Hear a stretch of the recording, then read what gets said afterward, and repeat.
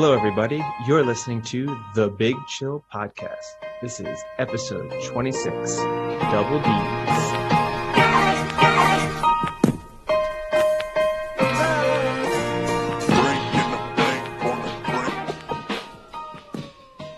Welcome back, Big Chillers. Hope you got your pens and pencils ready as we're three amazing pundits ready to give you our tips of the week and our NFL bets of the week, because we are high flying, which I'm actually sure we're probably not. And we're going to find out pretty soon how poorly we did last week. Not a good week, but wasn't our fault that the Patriots sucked. So we'll just blame it all on the Patriots. Let's start by saying hi to the boys. I'm just going to start by saying the Patriots were one of many problems for us in last week's bets. We did not have a good outing. Yeah, the Patriots definitely kind of explained a decent amount of it, but the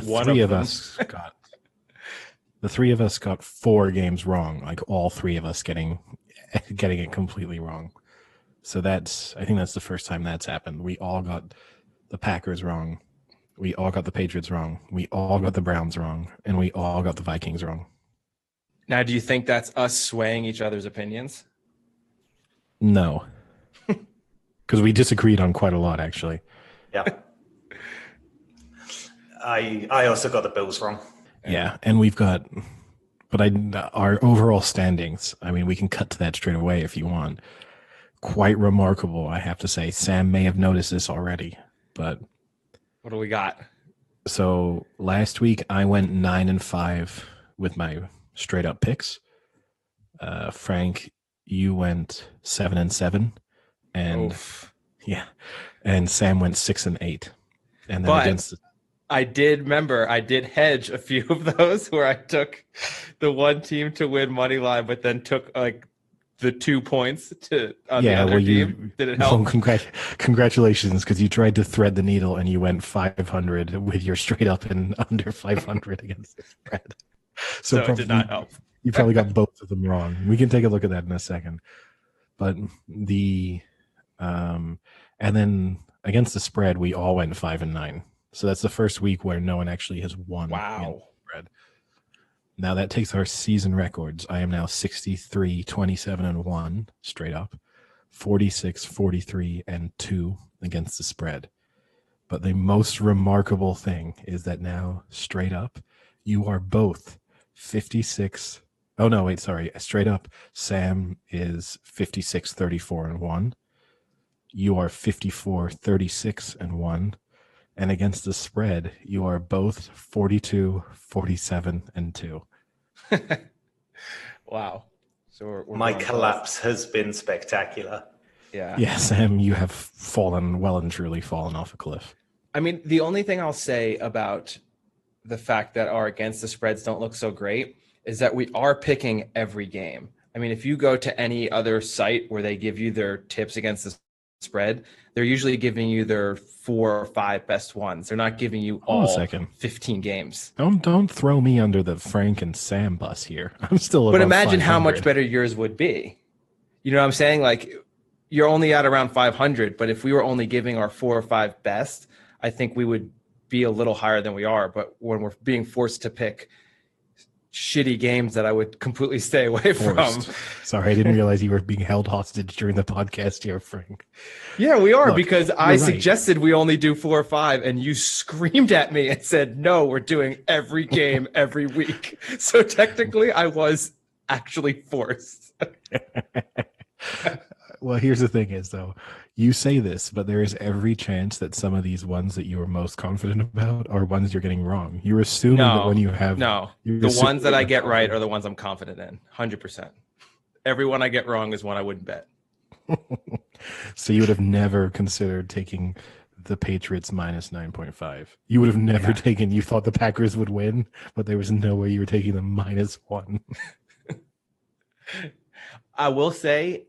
Next year, once we start getting, tons of our sponsorships and thousands of fans, we should take our money and put back into the Vegas. The Super Contest. Yeah. We 100% do the Super Contest next year. Yeah. The Big Chill Podcast. That's our name. I think that, yeah. And then the rule for the super contest should be like, if we agree, we do it just normally, we make our picks. And like, if we agree on 5, they go in the super contest. Yeah. Does Sam know what it is? Want to explain to him? Yeah, Super Contest, I'm pretty sure, is a contest that's pretty big, but it'll be good to know some ideas behind it. Yeah, it's pretty super, but it'll be good to know some things behind it. You pay in, everyone pays in their entry fee. I can't remember what it was the couple years. I thought it was 500, wasn't it? I think it was around $500. Is it like they as a team? Like, would we be the Big Chill team, or is it individual? You can be either. So a lot of people are doing it collectively. And then basically you make 5 picks against the spread every week. And then I think the top 20 get paid out in some degree. But obviously if you win it, it's quite a large sum of money, because I think the year we did it, we did it 2 years. Yeah. I think it was around 2,000 people, something like that. So you got 2,000 people paying $500 each. And the 1 year we did pretty decent. I mean, decent is a relative term, but we were in like the top 20%. One year we were top 100. So yeah, that was pretty. We were never really like, it was clear from like week probably 10 onwards that we weren't going to win money, but we kept going, and I think we finished around 80th or something. So that's like the best we did. But obviously if you did get paid out, it would be, the only issue with it is that you have to register in person. Like someone registers on your behalf in person, and you have to submit your picks in person. So we were paying. Okay. We were paying. Oh wait, Eddie, we were really off. The entry fee is $1,500 because we were paying $500 each. Remember? Oh, okay. Yeah, that makes more sense. And so now the top 100 contestants win cash prizes, and the 2019 winner won $1.5 million.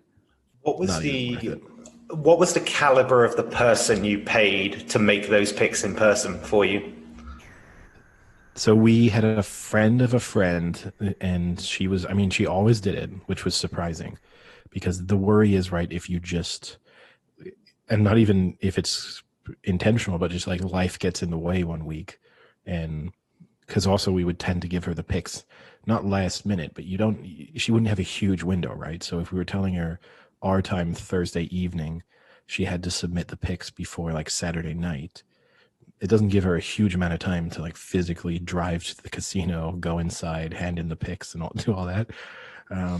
But we did pay her. Yeah. Not a lot, but we did pay her. Did you somehow bargain with her? No, I think, to be honest with you, I think she almost would have done it for free. But then I think she also, when she agreed to do it, maybe didn't realize quite how painful it was going to be. That it was going to be like 17 weeks of having to drive into a casino. But I think we gave her like $200 to do it, which is not a lot, right? But I think it was, and I think I also implied that if we were to win money, she would get some of it. Now, here's the really big issue. Had we won the money, it was in her name. So the moment we would have had to have really trusted her was when she picked up $1 million. You weren't hearing from her again. Oh, friend of a friend. I wouldn't have blamed her. No, she's cutting and running. Yeah. So okay. I don't know what's the amount of money when you just take it for yourself. Like, I feel like if it's $10,000 and you're hoping, really. Frank, I don't think you understand, because people, but I guess Frank's got a logic here. Like, if he cut and run with it, there must be an amount of money the other way, where you're like, I don't care. He's gone. He's uprooted his life for not that much money. Yeah, like $40. It's like, am I going to chase him to Mexico for $40? Well, I'd also be impressed if they're uprooting their life for $40. If that's the case, then you know what? They deserve it. A lot of money in Mexico, right? Yeah. It goes a long way. But, to me, my feeling on it would be like, if say we'd won like 20,000, you would have, if I were her, you'd been like, I hope they're going to give me like $500, and that $500 versus the like 20,000, the bad karma and worrying about them chasing after me, it's not worth it. Whereas if it was 100,000 plus, at that point I'd be like, all right, let's go for it. And if they want to take me on, I have the money to pay my legal fees. Like, I can dedicate 10,000 of this to a decent lawyer, and we can see how committed they are to trying to prove that they were illegally running like a proxy gambling competition through me. So it would have been illegal what you were doing. No, you're allowed to have a proxy. You're allowed to have a proxy, but you do need to Like register declare your proxy, proxy, register them, and we didn't register them. So like the casino actually has a policy in place for this because they know that there will be people who join the competition who can't be in Vegas every weekend for 17 weeks. So they do have a policy in place that a proxy can submit your picks for you, but you need to register yourself and then say like, Sam is going to be my proxy. But what we did was we just gave her the money. I mean, to be honest with you, if she wanted to rip us off, she should have ripped us off when we sent her the money in the first place. The initial point of trust would have been the point. Yeah. So it sounds like we're just going to have to do it ourselves. We're going to have to do a Big Chill podcast in Vegas for that weekend. We're going to have to move there for 17 weeks. No, why can't we just pay a proxy after we've registered? No, we're gonna bank on the fact that we're gonna win the million. Imagine the stories. Just loans. Imagine just the get stories. loans. 17 weeks. In Vegas. 17 weeks in Vegas, just a story of us on a podcast racking up credit card and loan debt because it's like this is either irrelevant. way. Just think about it. Either way, there's like a book deal coming out of this. Like even the title, 17 Weeks in Vegas, it's not bad, right? It could be. I'm sure get now like James Franco to be in it. It could be like that 137 hours or whatever that movie he was in. At some point, one of us is going to have to lose a limb just to seal the deal on the book deal. It's 127 hours, Eddie. Don't give him those extra 10 hours. He didn't earn them. Really? Well, we'll make him do the extra 10. So, all right. So I have right now, I'm looking at the leaderboard for the Super Contest through 6 weeks. How many points do you think the leader has? So a tie gets you half a point. So it's out of a potential 30 points, right? Yep. 30 games, okay. It's still five picks. Yep. I would say 27 for the leader. Wow. It's 25. I tell you what, just get me doing the first 2 weeks and we'll be right up there. Yeah. Sam's picks count for like the first 3 weeks and then we just stop listening to them. Yeah. I mean, if I had, it would be an interesting one to think if we look at picks we've all agreed on to see what our record would be. This week would not be good. We'll do that next week. Scrap last week. Going into next week, I'll give us the stats on like when we all agree on a game. What's the percentage? Okay. So let's get right into our picks then. Yeah. So week 7. Friday night football, Thursday night football's back, Friday morning football. And it's another belter. I mean, they've really served up some good early games, haven't they? I should preface this by saying, and Frank won't know this right now, but he'll know this historically. It's one of my favorite weeks of the year, which is when the clocks have moved in the US, but they haven't moved yet in Europe. And all the games start 1 hour earlier. And it's my favorite week. Wait, the clocks moved in the States? Well, Arizona doesn't follow daylight savings time, so. Did you wonder why you were late for all of your meetings? Yeah. In the rest I don't think they've stepped back, have they? I think Sunday morning they will have moved. Oh, Sunday morning. Okay. I was gonna say they haven't done it yet. Yeah. And we're next week, aren't we? Yeah. So like every game starts that 1 hour earlier for both of us. So like kicking off at 6 for me on a Sunday instead of kicking off at 7. So first up, Frank, you want to go first? You got the Giants at the Eagles, and the Eagles 4.5 favorites. Eagles are 4.5 favorites. This is tough. The Giants, like I've said the past few weeks, they're keeping games close. They kept the Rams close. They kept the Cowboys close. They beat the Redskins, albeit the Redskins, oh, Jesus. I even recognize it, and you guys didn't even recognize it. We don't need to anymore. We can just look at you disapprovingly. They beat Washington, and then you blasphemed to even make it even worse. So you offended both our liberal listeners and our conservative listeners in the space of 5 seconds. But Washington did have that 2-point conversion that they could have scored to win the game. So that was also a close one. The issue with the Eagles is Eddie likes to say the Niners are decimated by injuries. But if I had heard the stat correctly, last week, besides Carson Wentz, the only week 1 starter that was still playing was Kelsey, their O-lineman. Everyone else on their offense is a replacement, and they're not getting many of that back. But I thought that going into week 1, they had a lot of injuries. So how does that – I'm not doubting that they still have more injuries, but how does this line up? Do you have people who've returned and then they're like, well, technically he wasn't a week 1 starter? Yeah, I don't know. But, well, I mean, you at least know most of their skill players are out. Ertz is out. Sanders is out. Their top receivers are out, although you have Fogelham or whatever the hell his name is, who's doing really well for them. But they don't look very good. I mean, they were getting smoked by the Ravens and then played one really good quarter to come back. So keeping up with all that, I think the Eagles can win this. And I think they need to win this more than the Giants need to win this. If the Giants still believe they're going to make the playoffs, then they're living in a fantasy land, because they're not. The Eagles might still be able to make the playoffs in the NFC East. So I'm going to pick the Eagles to win, but I'm going to pick the Giants to cover. I think they'll keep it close. Slightly threading a needle. Yeah, I mean, really threading the needle. It's 4.5. I mean, that's a decent amount. It's not a huge amount. Yeah, to me, look, the Eagles kind of worry me. They're sort of inconsistent. Obviously, they've got injury problems. I wouldn't put it this way. If we were doing the Vegas Super Contest, there's no way this selection would be going into my 5. But I see very few things to really like about the Giants.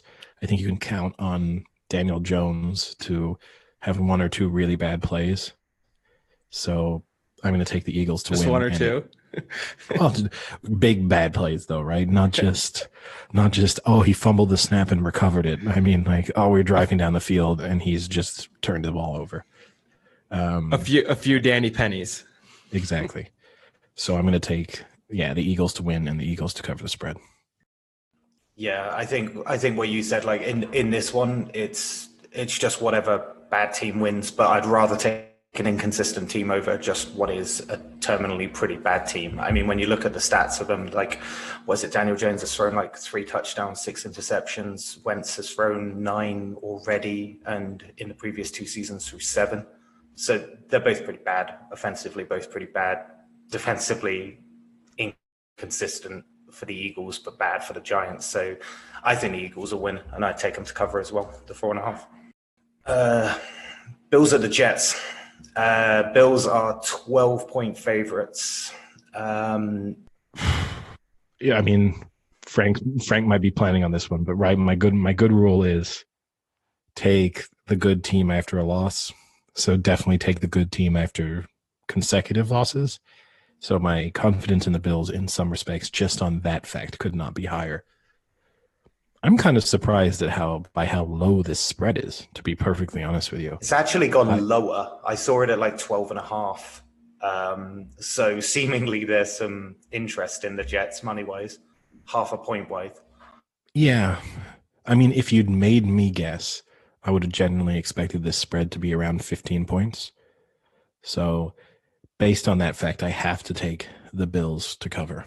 12 points is a lot, but still, I mean, the Jets don't do anything well, and there's kind of some semi-reports coming out from their team that they may actually be tanking, which can be the only explanation for why Adam Gase is still employed.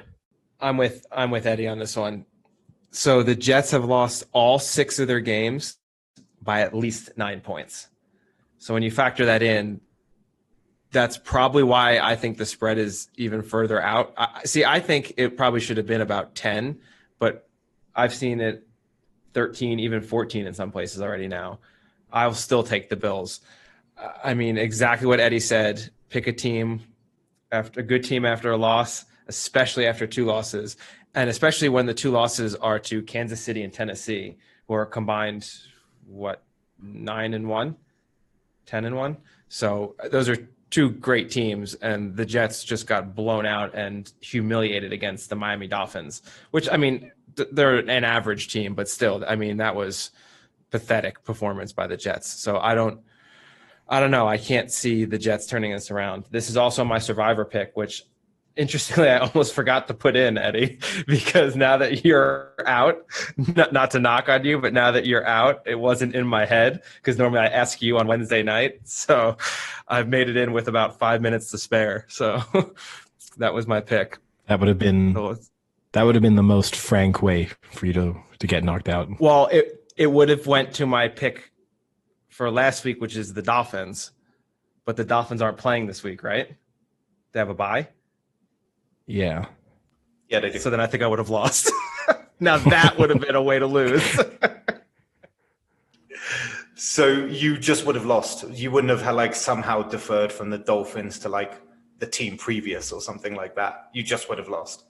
I don't know, because we received an email last week that was pretty aggressive in the fact that if you have a team that doesn't play because of COVID and you don't switch your team, you're automatically out because you didn't pick a team for that week. So I'm assuming the only thing they say is if you don't put in a pick, they'll take last week's pick as your team.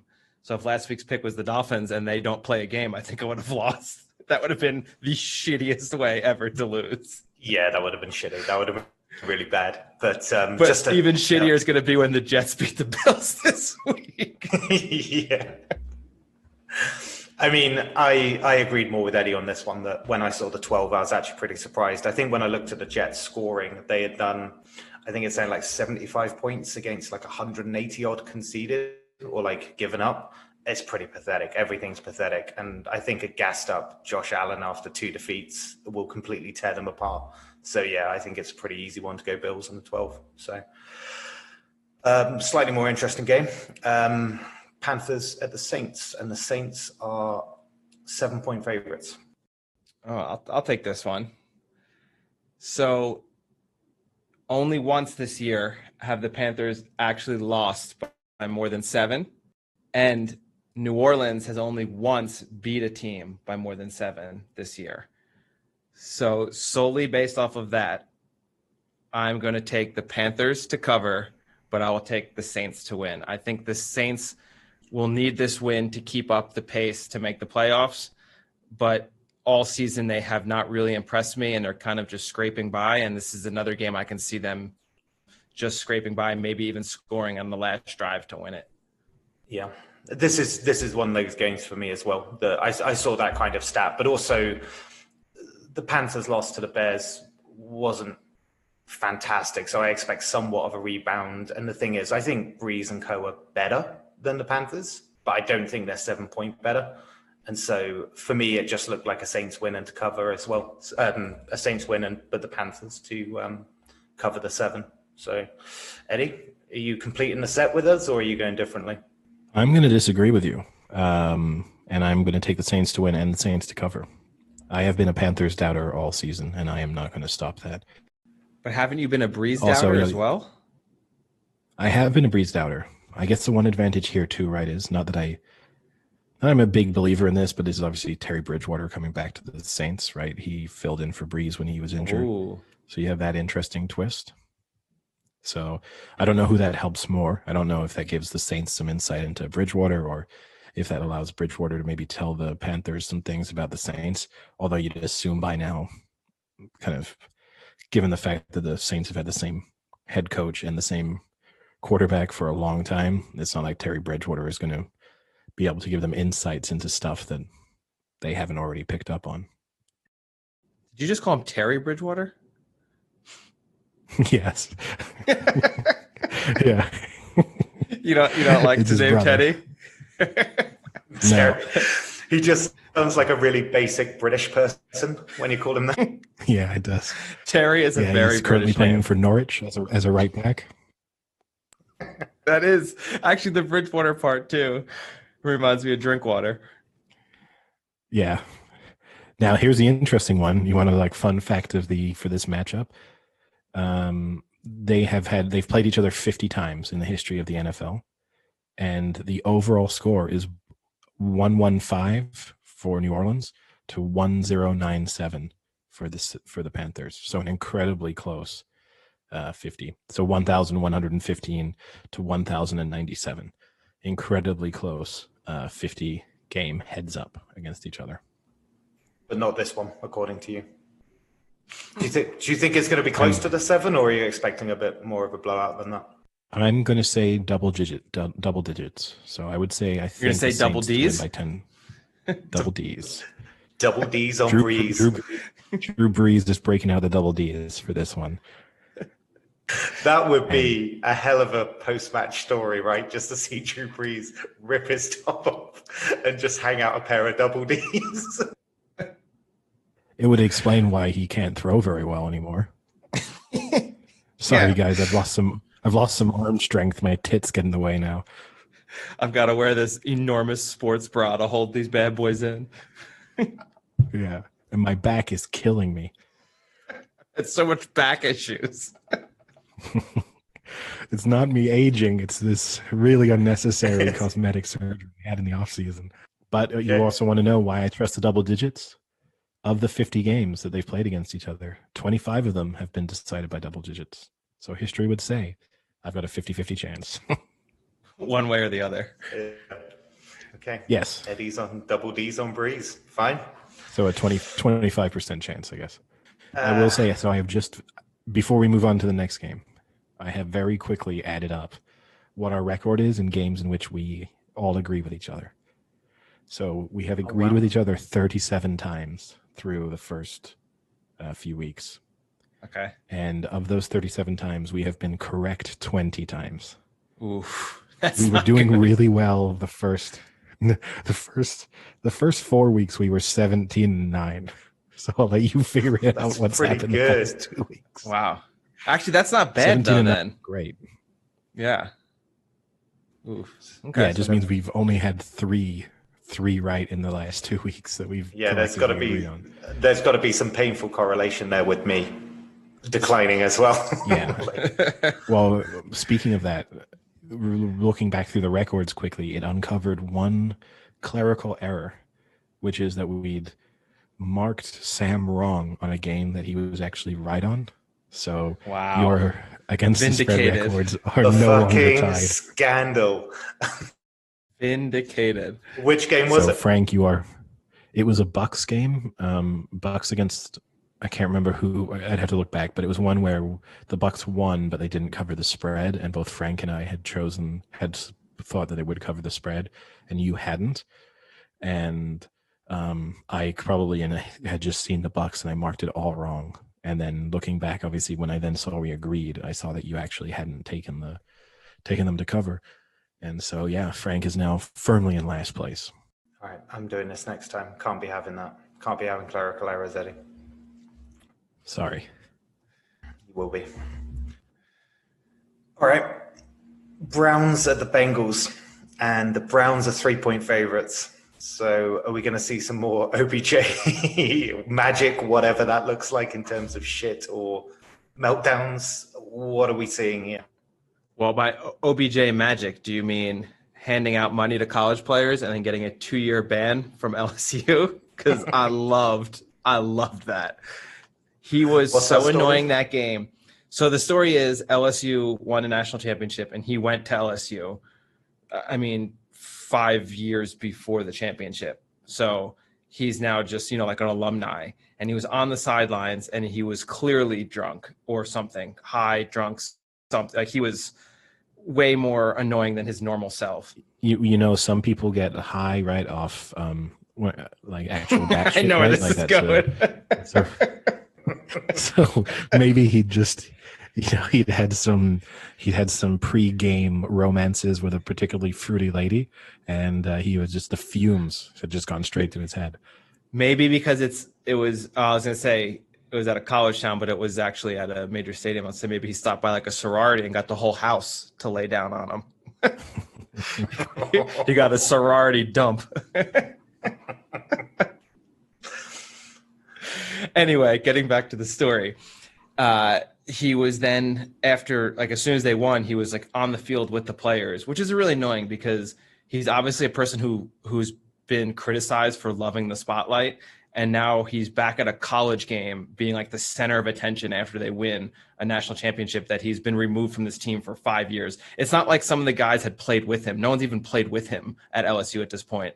And he was handing out, like he had wads of hundreds, and he was going up to the players after they had won and like slapping the money into their hands and like shaking their hands and giving them the money. And then also even past this, he was in the locker room and was like being the center of attention in the locker room, being super, super drunk. He like, didn't he like punch a police officer or push a police officer or something? There was some altercation with a police officer, whatever. So he then was criticized for handing out money to college athletes, which is illegal. And he was like, no, it's fake money. It was like a joke. You guys take everything so seriously. Like, you're always out to get me. And then Joe Burrow was on a Barstool podcast, and he goes, no, it was definitely real money. He's like, I have the money. It was like $3,000 in cash he gave me. So, which you have to say, crappy move by like old sweet mouth Joe Burrow became big mouth Joe Burrow and really threw OBJ under the bus here. Well, so maybe Joe Burrow's anti-shit.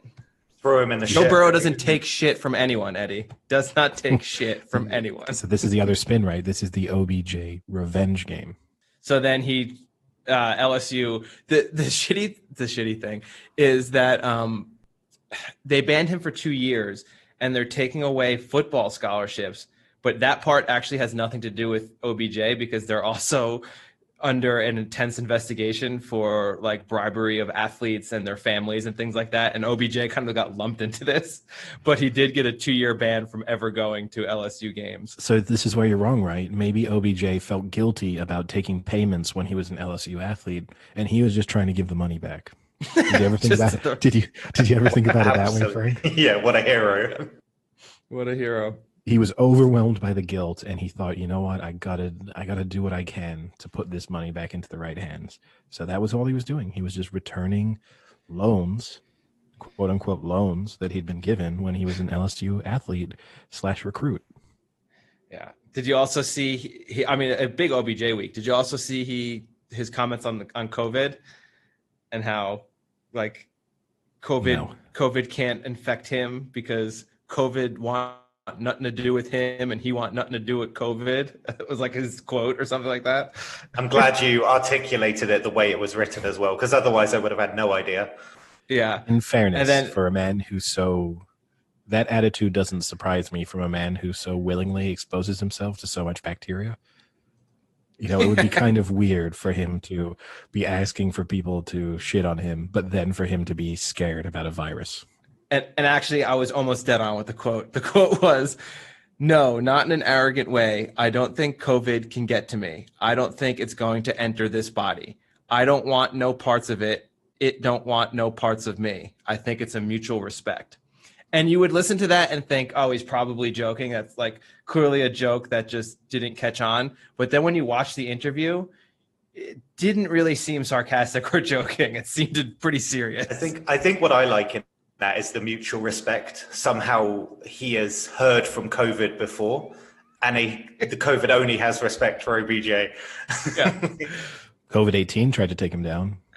He wanted no part of it. So what's the better quote, that one or the Kirk Cousins, if I die, I die? I mean, that's just literal. Yeah, I think the Kirk Cousins quote and take was worse. Yeah, I think so too. I think this is just Odell kind of being kind of stupid. Yeah. I mean, so what we got? We got the battle of the AFC North. What, rookies? The battle for Ohio. The battle for Ohio. I mean, it's got to be disheartening for the Bengals, right? You know, they have all these competitive. That's terrible. You didn't get it right. Even I know that I don't think it's that. It's just saying the 4 letters of Ohio. It's not Ohio. I mean, that could catch on, you know, with the. Well, you know what, Eddie? Right, I'm not a true blue Ohio State fan like you are. I'm sorry. Oh, I'm really on board. They're coming back this weekend. Huge, exciting. I know. I'm pretty pumped. So I mean, it's got to be disheartening for the Bengals, right? You have all these competitive losses and wins, and then you get blown out by the Ravens, and then you surrender a huge lead against the Colts. I'm not so sure. I've liked the Bengals. They're one of my more. He's betraying the sweet mouth of Joe Burrow. I tell you what the problem was. If the spread was a little bit higher, and I'm talking, so the spread at the moment is 3. So they got the Browns to win by 3. Or, the spread is 3. If it was even 4 or 4.5, I'd probably consider the Bengals covering, because I think they will return to this competitive losing, basically, because I think the Browns will win. It's just that 3 isn't enough for me to say that they'll cover, but I do think it will be close.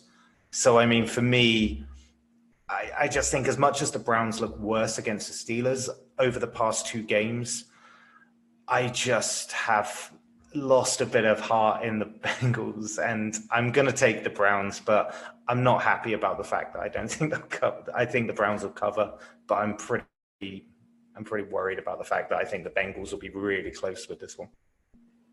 That's fair. I agree with you. If the spread was higher, I would be tempted to take the Bengals with the points because they have shown themselves to be capable and competent.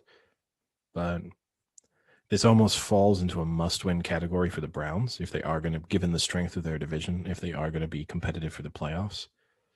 And I'm not seeing that much I really like that about the Bengals this season. So it's worth noting the Browns are scoring an average of 31.2 points per game. And the Bengals so far are scoring an average of 20.4 points per game. Now, obviously, early enough in the season that can be skewed by one bad performance, but that still makes me confident enough to think that the Browns will win and cover this spread. Also, I think, too, the Bengals haven't been able to protect Joe Burrow particularly well, and I don't think this is a game that their line could really be an issue here because definitely the Browns have the defensive rushers necessary to put him under pressure. So I think that could be a real issue for the entire length of the game. This one is tough for me.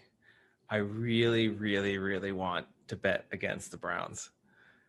I just don't know if I can. So they've already played. They played in week 1, and the Browns won that pretty comfortably. I mean, they only won 35-30, but they were pretty much always in control that game. They always had the lead, I think, from the start. Or yeah, and the Bengals scored that late touchdown, which made the score look that made the score look really different. They covered the spread in the final minute, so that was realistically like a double digits win. That kind of doesn't look that double way. D's. Double D's. A double D's win. Who would look better with double D's, Joe Burrow or Drew Brees? Drew Brees, he's a man of experience and class. I think double D's are all on him. I think he'll wear them well. See, that's just because Sam doesn't want to have his image of Joe Burrow ruined by him having breasts. So he doesn't want to picture him becoming more feminine. So he's got to be like, no. There's no way Joe Burrow would ever have breasts. Okay? So, going off of that, where they were leading by double D's, you kind of have to think, how have both those teams changed since week 1? The Bengals have gotten better just because Joe Burrow is getting more comfortable.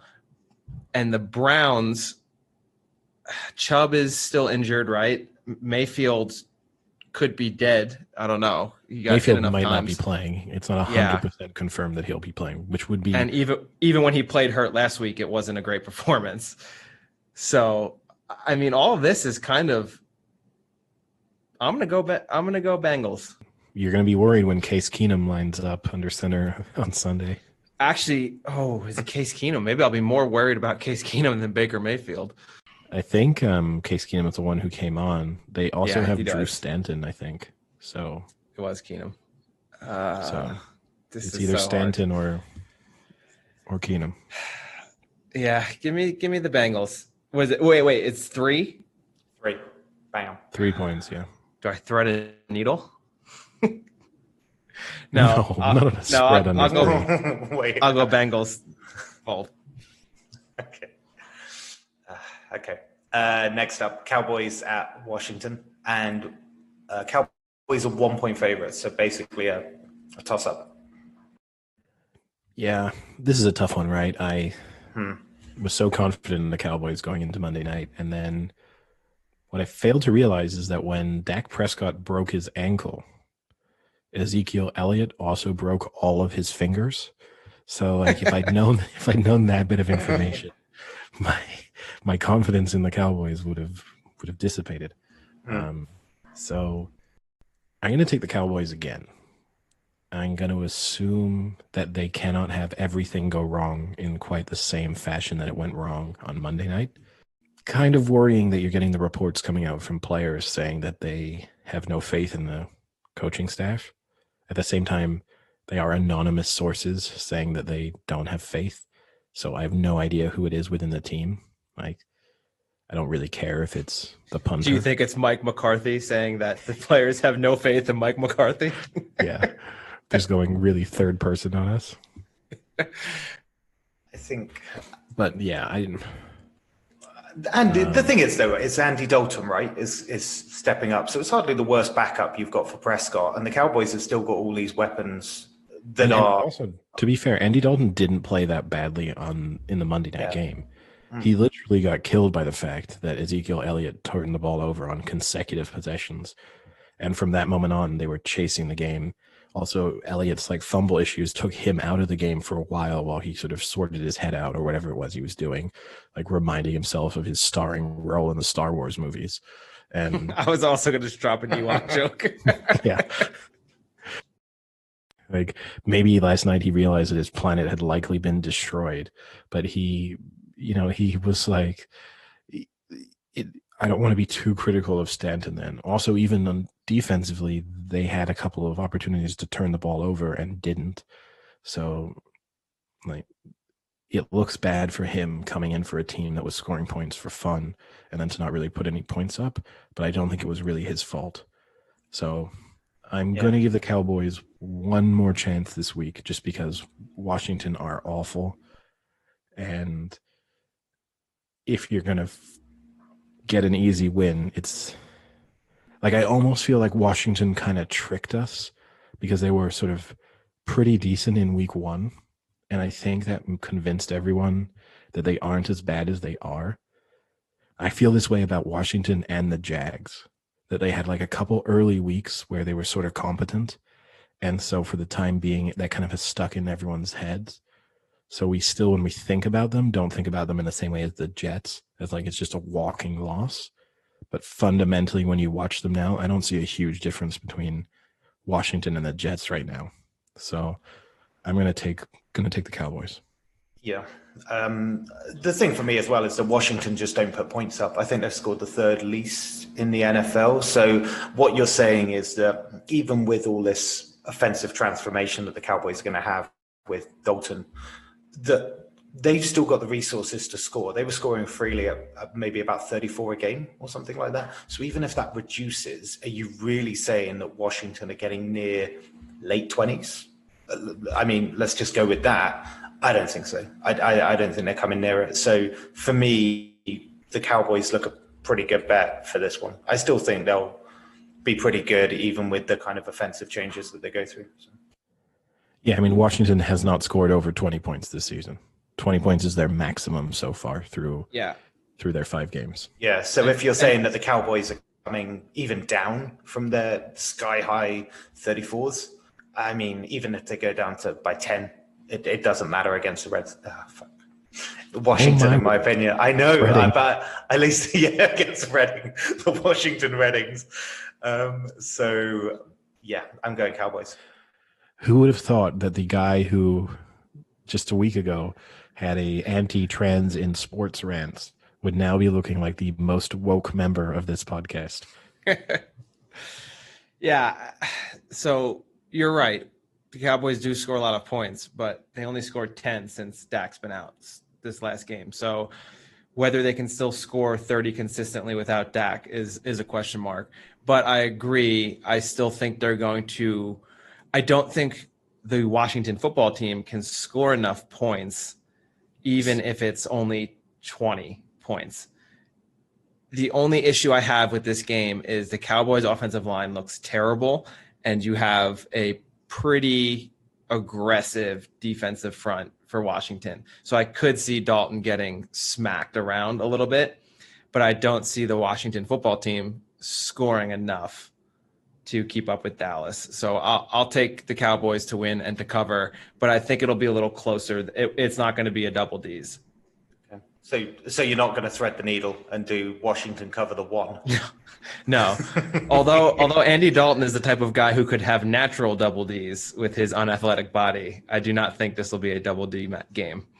Also worth saying, there was a report that came out today, which will be disappointing for Frank to hear, where sources within the Washington sort of higher ups said that it is likely that they are keeping the team name Washington Football Team. Nice. Well, permanently or just moving into next season as well?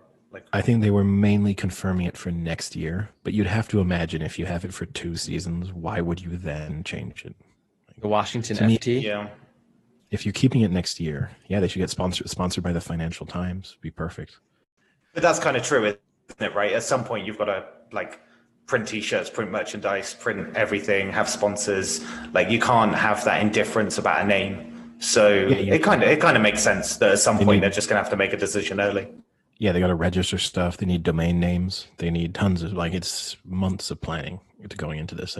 They will know by now. If they're saying now that they are likely to be keeping it, it means they're keeping it, because it's already basically November, and you'd fundamentally need to have everything in place by May. So why don't they go super patriotic and call themselves the Red, White, and Blue Skins? And then they'd be anti what was that James Cameron movie? Anti-Avatars. Or just really cold Redskins. Or maybe that's the move. Maybe that's the move. They could do like the Toronto Raptors, who only call themselves that basically because of the popularity of Jurassic Park. Yeah. And is that a true story? Wow. Yeah.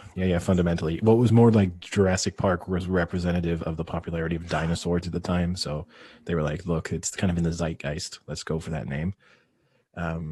So maybe that's what they should do. They should wait. They should see whatever the summer blockbuster is this upcoming year, and then just steal that name. And then they'll just be like the Washington James Bonds or something. Yeah, it's a shame they can't go for Washington Independence for Independence. The Washington 007s. How good would that be? The Washington Black Widows or the Washington Black Panther 2? Yeah, I mean, Black Panther would be the move. Although I would what else? Now, would that be called out for being racist? Probably if it was them, yeah. Especially because they just shortened it, so it would just be the Washington Blacks all the time. If only a sequel to Last of the Mohegans was coming out, it would be the most amazing thing ever. The Washington Mohegans. Oh, that would be amazing. All right. Lions at the Falcons. Falcons 2.5-point favorites. I'll take this one. I'm going to stick with my Lions. I'm going to go Lions to win and with the points. So predictable. Sometimes predictability is the best move. The Falcons did look obviously better. New coach, maybe that coaching change helped a little bit, but I'll stick with the Lions. I think this is their chance to turn around and go 500. Is that considered turning around? Yeah. If they can just get back to, if they can return to the definition of mediocrity, that's like season back on track. Yep. I saw a fun stat about this one that until last week, where the Lions beat the Jags and the Falcons had a good game against the Vikings, that these two teams would have faced off with a combined giving up points of 64 a game, which would have been an NFL record for two teams facing up against each other. So, but their defenses actually turned up last week, right, and did something. Yeah. Great answer, Eddie. No, I mean, this is such a hard game to predict because they're just two like quite bad teams. I'm going to take the Falcons. I think Matt Ryan officially replaced, you know, his win against the Vikings last week meant that he officially took IV status in my body. So this week it's the Matty Ice IV I'm gonna have to hook myself up to. Too bad you still had the Cousins IV hooked up, and now you have terminal cancer in your entire body from that performance. Well, no, I had both hooked up, right? Because I'd had the Matty Ice IV before, so now I just look like a stroke victim. The right-hand side of my body has died. So my assumption is that they're covering the 2.5, or do you want to thread that needle? No, I'm not going to pull a Frank. I'm going to take them to cover that. What was it last week? They picked Kirk Cousins like 3 times, the Falcons defense, I think. And I think that was probably the first sign of life that I saw within that team and or within a defense anyway. So I think the offense will take some confidence from a better defensive performance against the Vikings. So I think it's the first time actually this season that I have taken the Falcons to win a game. So, I'm taking them to win and to cover. Nice. So. At least that's one I'll have up on both you guys. Yeah. Wow. Considering my record at the moment, that's probably a fair statement. All right. Aaron Rodgers against the Texans. Packers are 3.5-point favorites. This is a tough one. When you consider the Packers did not look good after they went up 10-0 in the game against the Bucs. And the Texans, I mean, they've had a rough schedule. I mean, week in and week out, they're playing a good team, and they won 2 weeks ago. Hold on a second. We talking about the same? They played the Vikings, the Jags, and the Titans in their last 3 games. Okay, the Titans might be legit, but the Vikings and the Jags. They had the rocky start because they played the Chiefs, the Ravens, and the Steelers in the opening 3 games. Yeah, and you might argue that those are the 3 best teams in the league. That is possible, although you wouldn't, right? Because the Steelers are terrible. So, but standing wise, they've played probably the 4 highest teams in the NFL. So that's 4 out of their 5 losses are to really good teams. It helps when 4 of those 5 teams are playing against a team that's just handing out wins. They're not handing out wins. I mean, Pittsburgh, they played really well. They could have they had any chance to win that game, lost by a touchdown. Tennessee, they lost in overtime. I mean, they're playing these good teams well. So they're not obviously of that caliber, but I think they're a caliber right below. They could be an 8-8, 9-7 team, but unfortunately, when you play for the best teams to start off, your record is going to be pretty shitty. So I have to go with Eddie's philosophy on this one again. Pick the good team after the loss. And I like that this has become a podcast philosophy. I do appreciate the fact.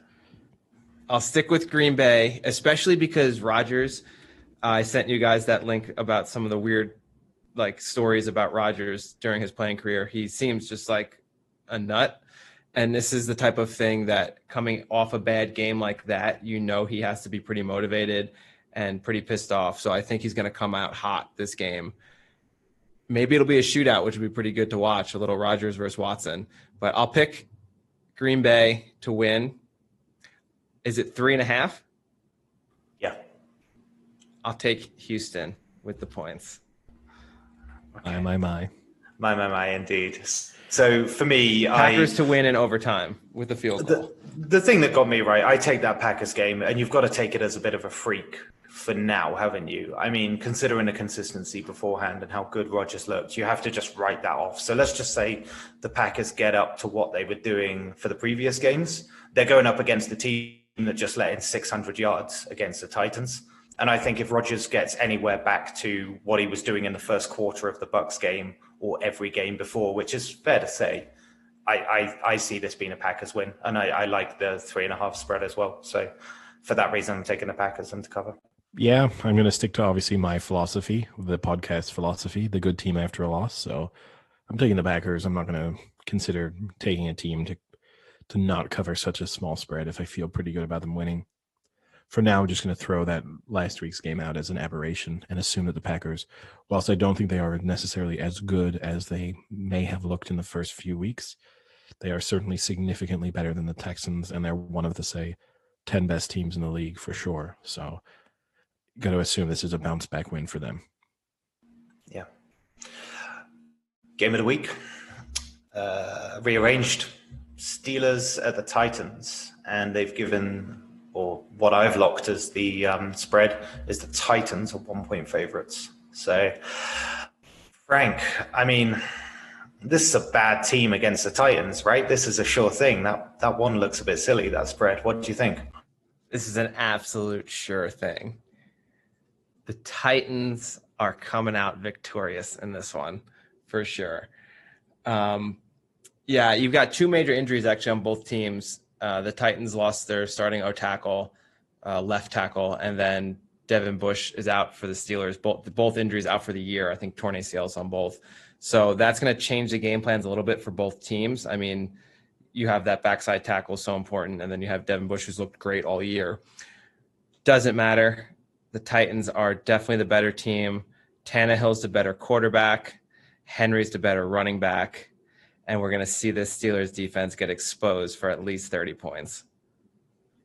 Wow. I'm full on Titans train. That's an interesting one because the Titans offense isn't explosive. So that's a bold prediction.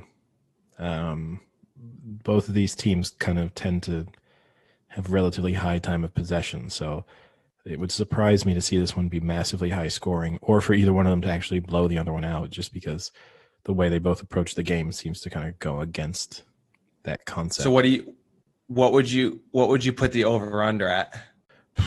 Around, I'd say low 50s, 51, 52. I'd probably say 48, around there. 49. It's 50.5.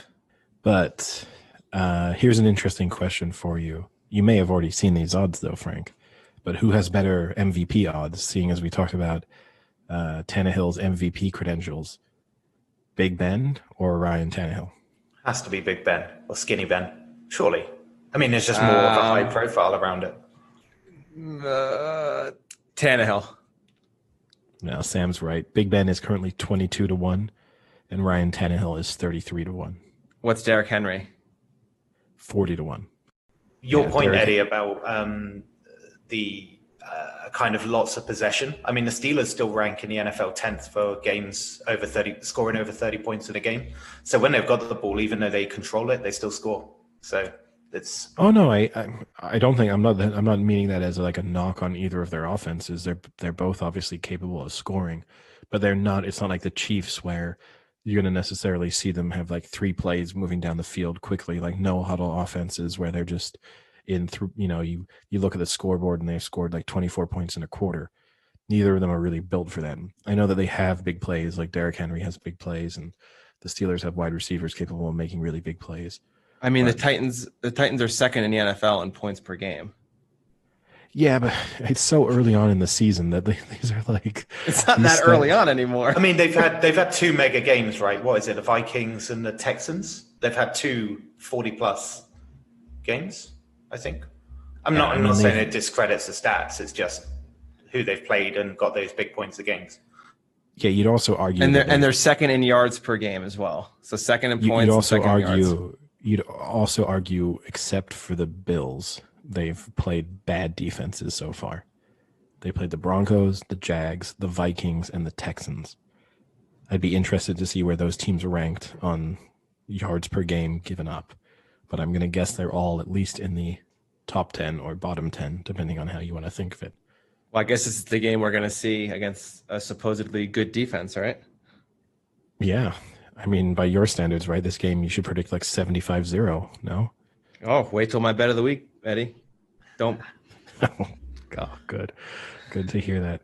I'm going Steelers. Yeah, I think the Titans are good. I think the Steelers are sort of legit. So until proven otherwise, I'm going to say that they're kind of coming into this one with a better form. And I'm going to take the Steelers. Yeah, and I think what Ben and Chase Claypool have going at the moment, what is it, sound like 7 or 8 in the last 2? They're just hitting each other well, and I think that will continue. I don't really see it stopping. And I think the Steelers have a better defense than the Titans, so that yardage and what the Titans have going for them will be slowed down in this game. And I think, therefore, the Steelers have better outs in this game than the Titans do. So, yeah, I'm going Steelers.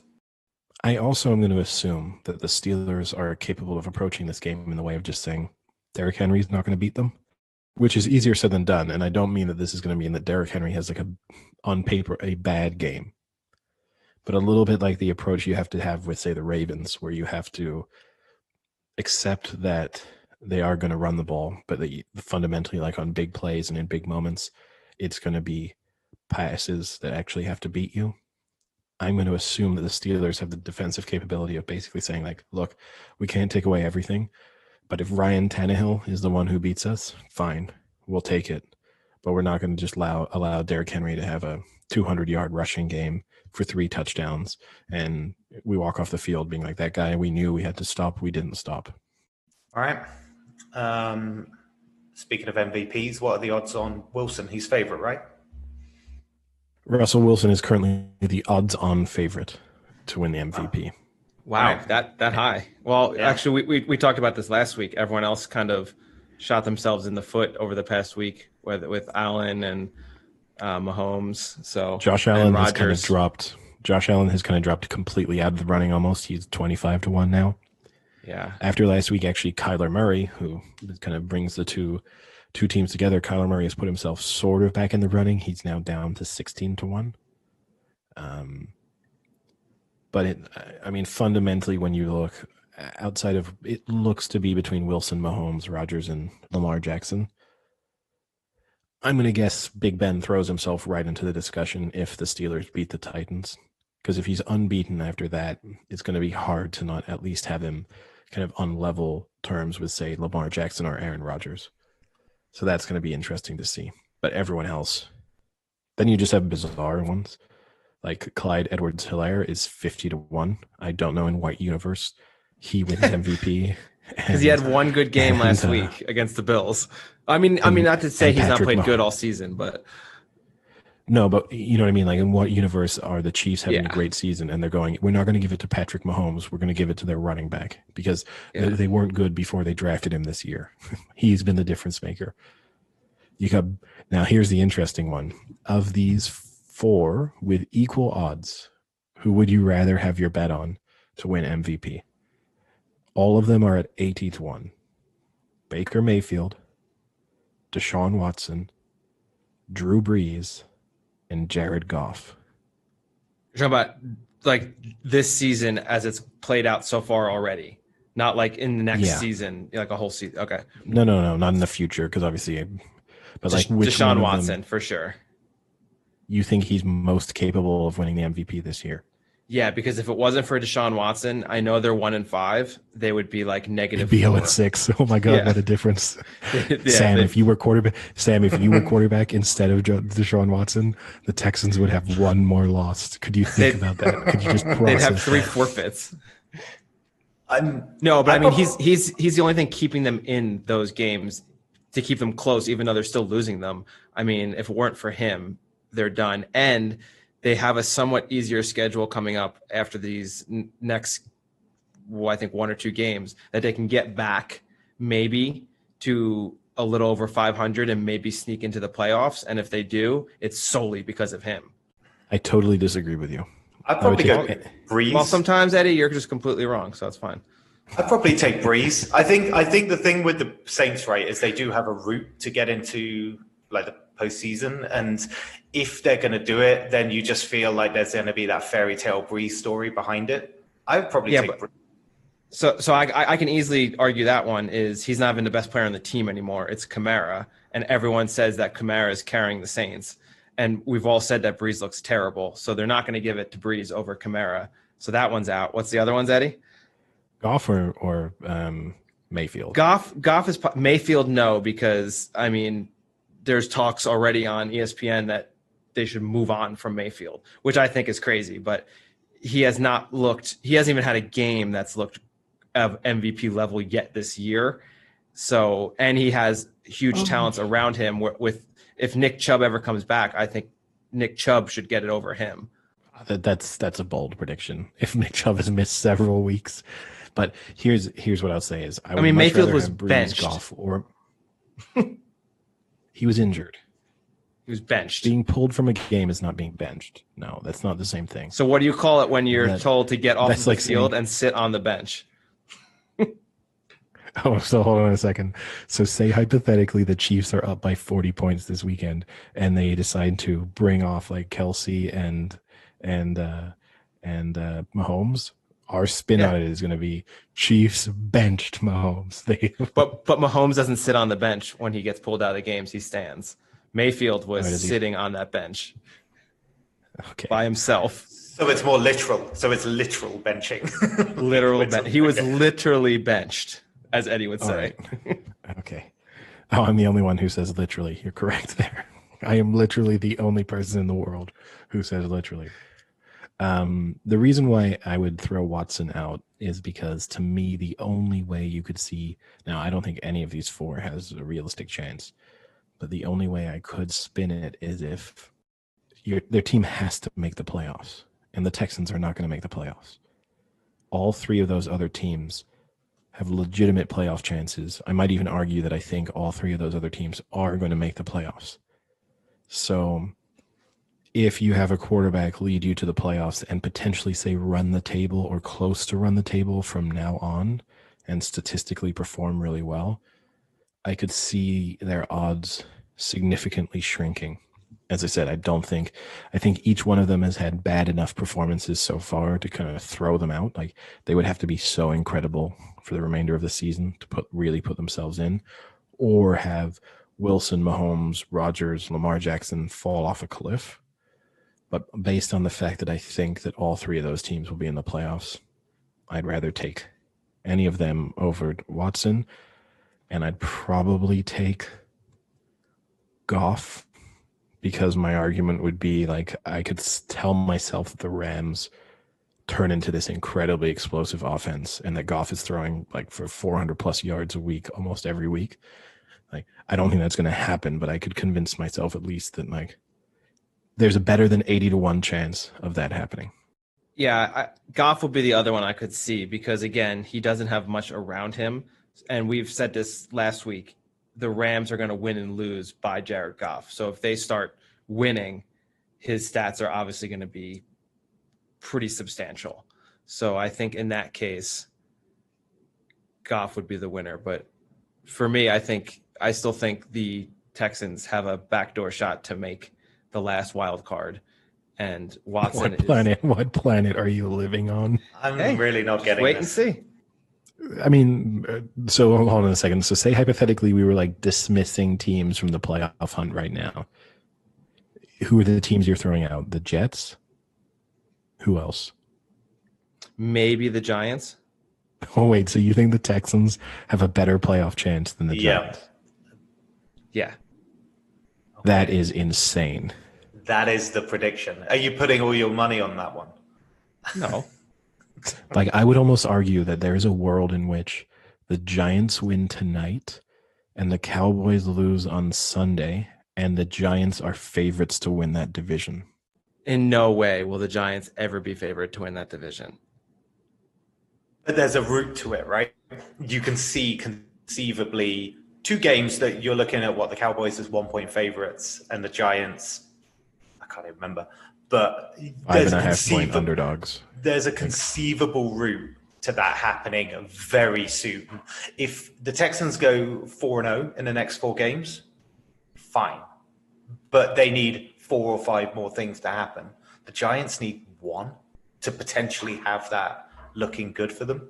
Sam, they barely beat the Redskins and should have lost if that idiot Kyle Allen could convert a 2-point conversion. Beat the who? Let's put it this way, Frank. Let's let the odds tell this story. The Giants are 15-2 to win their division, so 7.5 to 1. The Texans are 40-1 to win their division, and they have 2 teams ahead of them in that betting in the Titans. What about wild card? I don't have wild card odds. No, of course you don't. But you just How have convenient. to assume. How convenient.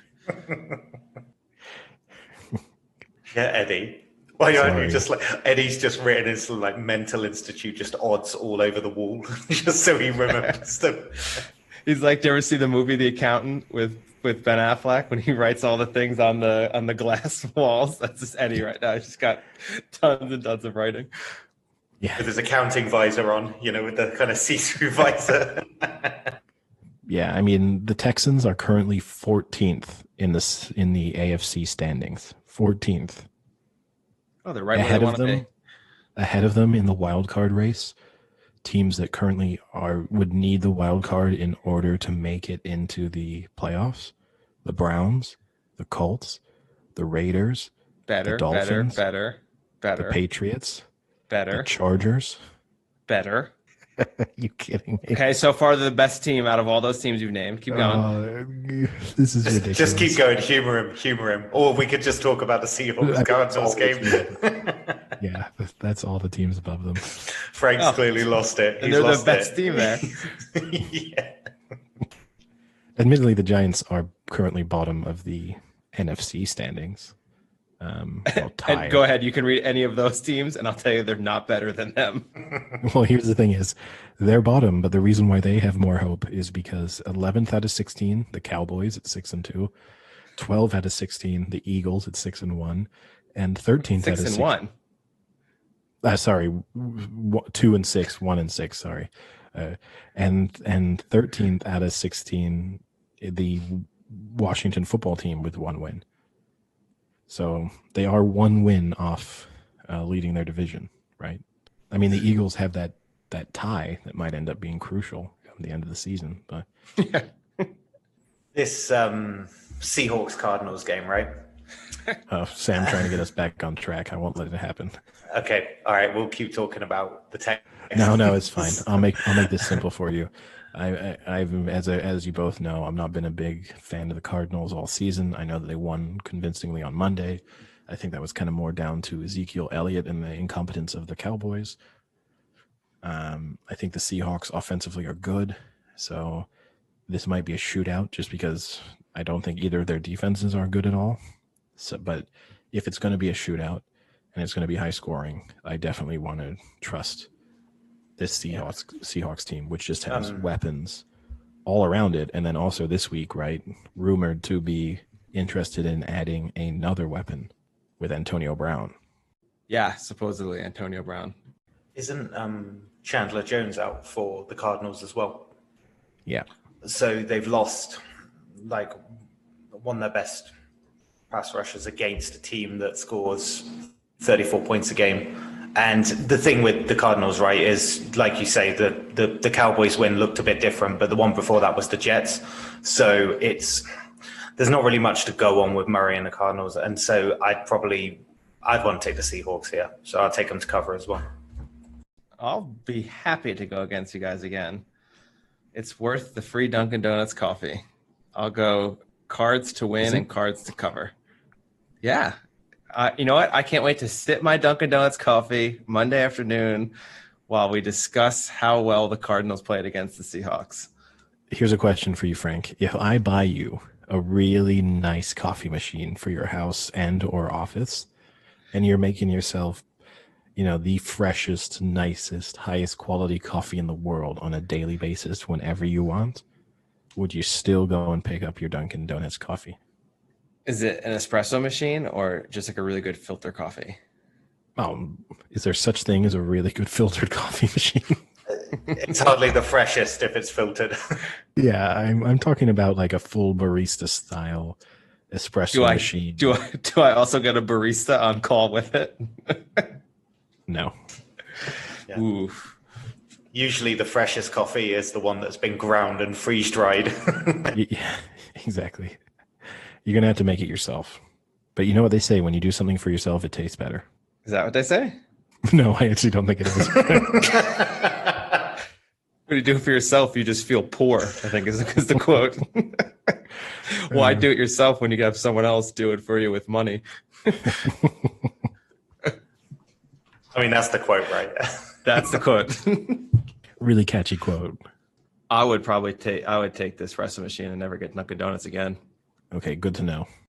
I mean, I really get Because Dunkin' otherwise, anyway. otherwise, when I make my millions, I was just going to buy you like a lifetime pass to Dunkin' Donuts, like a Dunkin' Donuts black card.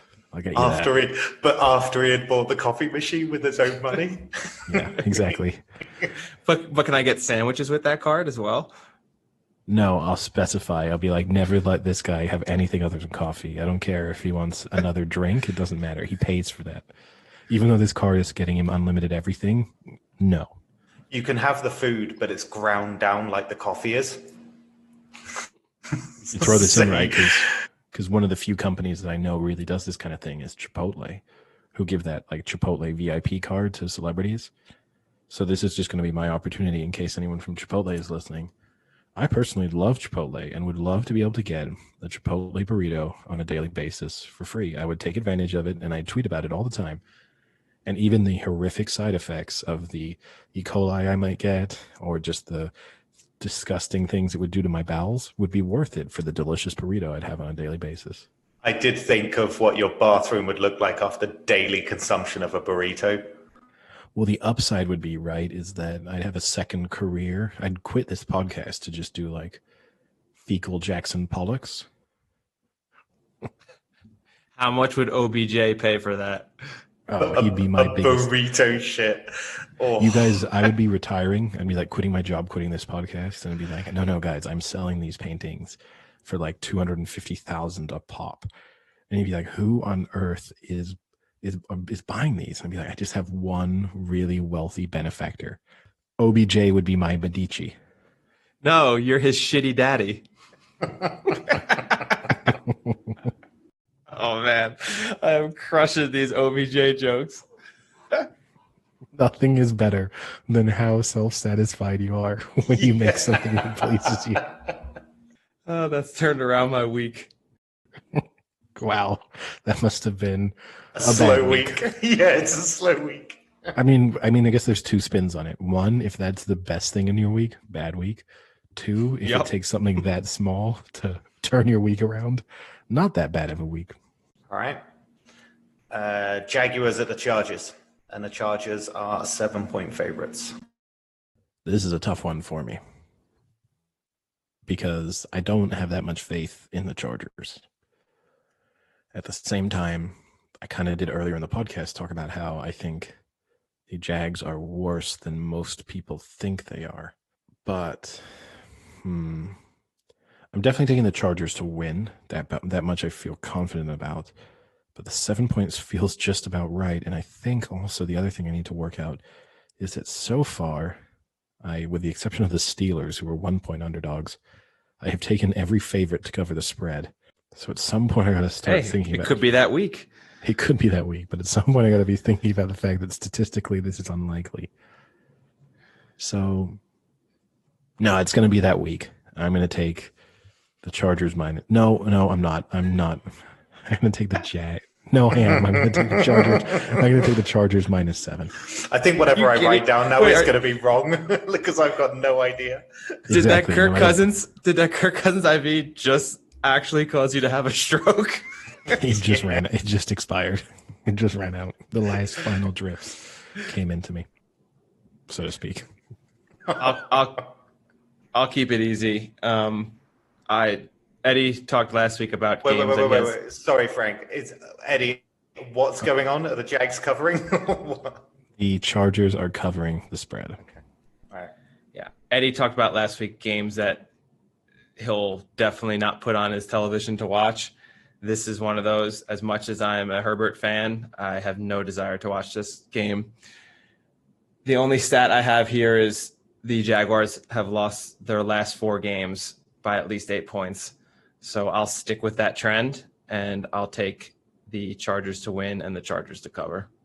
I think I saw a good stat that was since the start of the 2019 season, the Chargers have lost 13. So 13 of the games they've lost, I think they've lost about 15 or 16 in total. All 13 of them have been by 1 score or less. And so For me, I think the Chargers are in a bit of a rut at the moment, right? I just think that they are a little bit better. They're just in a little bit of a rut with like Justin Herbert and the changes they went through at the start. So they're better than the Jags. So I'm taking the Chargers to win. I'm going to take them to cover as well. I just think the Jags are pretty bad, and I just don't think this kind of bad form that the Chargers are in, I don't think it's that justified when you see these kind of fine margins that they're losing by, or close margins at least. So I'm going to go for the Chargers to cover as well. Okay, so next game up is the Chiefs at the Broncos, and the Chiefs are 9.5-point favorites. Yeah, I'll make this one pretty easy as well. I'm a big believer in the Chiefs. It's a big spread, but we've kind of talked before about how the Chiefs seem to be in cruise control. And I'm starting to think now, after that Bills win, they made the Bills look pretty bad. And I think they're going to start kicking it up a notch now that we're getting about halfway into the season. So I'll take the Chiefs to win and the Chiefs to cover. Yeah, I'm going to stick with the Chiefs cruise control theory. So I'm going to take the Chiefs to win, but I'm going to take the points in this one. I wouldn't mind having like one more point to get over the 10. That would be the ideal. But Give you one more. You want it? No, I'm not. I'm not you. I don't. What does that mean? What do I go around the streets begging for points and spreads? You go around begging for some. Please, sir, can I have some more? Those, Frank, you do go around the streets begging for things, but they are not points. Yeah. I mean, it's pointy. Maybe that's what you call it, but anyway, no, I'll just take the full non-Frank adjusted 9.5 points for the Broncos. So you're taking the Broncos on the points, okay? Yes, but to be clear, the Chiefs to win. Okay. I'm going to Chiefs and to cover in this one. I think even though the Broncos beat the Pats, they still offensively look terrible in that win. I mean, if it wasn't for McManus's boot, they would have literally done nothing. So defense stepped up a bit, but I think the Chiefs are much better. 9.5 scares me a bit, but because of what you guys have said, but I probably lean more towards Frank that now we're getting to the turn of the season. They're going to start stepping out more. So I'm going to go Chiefs and to take them with the points at the 9.5. Next up is the 49ers at the Pats, and the Pats have a 2-point. They're 2-point. Wait, what? You cut yourself off. 2-point favorites, I think. Yeah, they're 2-point favorites. Patriots are 2-point favorites over the 49ers. This is a good one for Eddie because he already said the Niners are done 2 weeks ago, and then now he's kind of been pushing that the Patriots might be done last week. So it's a great one for Eddie to see who is more done, who is well done.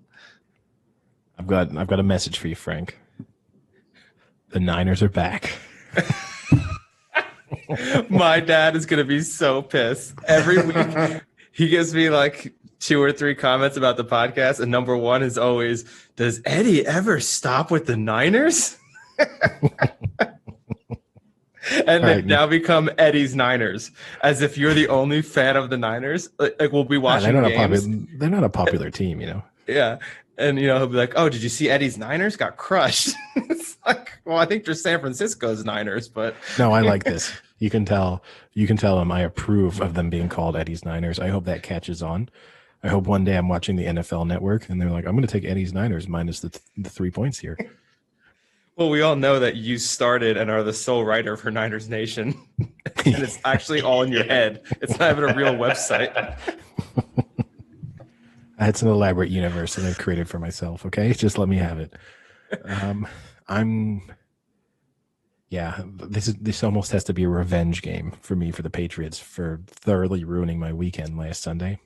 So I'm taking the Niners. I actually think fundamentally, I thought the Patriots were so unimpressive in that game, and they deserve to lose to the Broncos. And to me, based on that form, and then when I even think about the fact that they, like against the Seahawks should have beaten them more easily, and they kind of hung in the game and got some sort of late touchdowns. Now, they obviously could have ended up winning that one, but still,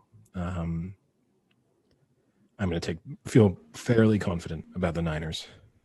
You've got a fear for the Pats a bit here, haven't you? Like ever since Newton's the COVID situation with Newton, the Pats just haven't looked the same. And I saw that it was obviously Garoppolo going back to New England since was it first time since 2017 when he was there. So, well, this is the interesting one actually. This is like the last time the Niners, just to make your dad happy, the last time the Niners were in New England was actually like the peak of the Kaepernick era. If you remember, Frank, there was that like December game back in 2012 when it was all the rain, and I think the Niners won like 41-34 or 41-37, something like that. Did you just ask me to remember a game from 2012? Yeah, come on, Frank. When you just said they played the Seahawks well, I had to really, really dig hard to think that they even had played the Seahawks this year. Oh dear. All right. Well, that is the last time the Niners were in New England. So that will be an interesting one. And yeah, it is the Jimmy G return game. But I think when you look statistically at it, it's actually pretty close. Time of possession, they're pretty similar. Points allowed, they're pretty similar. You know, it's 22 points allowed versus 21.7 points allowed. Yards, you know, their own scoring, pretty close. The Niners have a slight edge. Passing offense, the Niners have a slight edge. Rushing offense, interestingly enough, the Patriots have kind of considerable edge. They have the second best rushing offense in the league with 167.2 yards per game. Well, it's because all Newton can do is run. Yeah, it's kind of misleading, right? Because it comes at the expense of their passing game. So it's a little bit different. Total yardage is an edge for the Niners. So yeah, I feel pretty good about this. I had it down as pretty low scoring, but I just fear more for the Pats offense than I do. So for me, I've got the 49ers down as well and to cover. So yeah, low scoring. The over-under is 44.5. So definitely people think it's going to be low scoring. Yeah. So Eddie made the comment that the Patriots didn't look too impressive last week. I don't think they've looked impressive in any real game this year.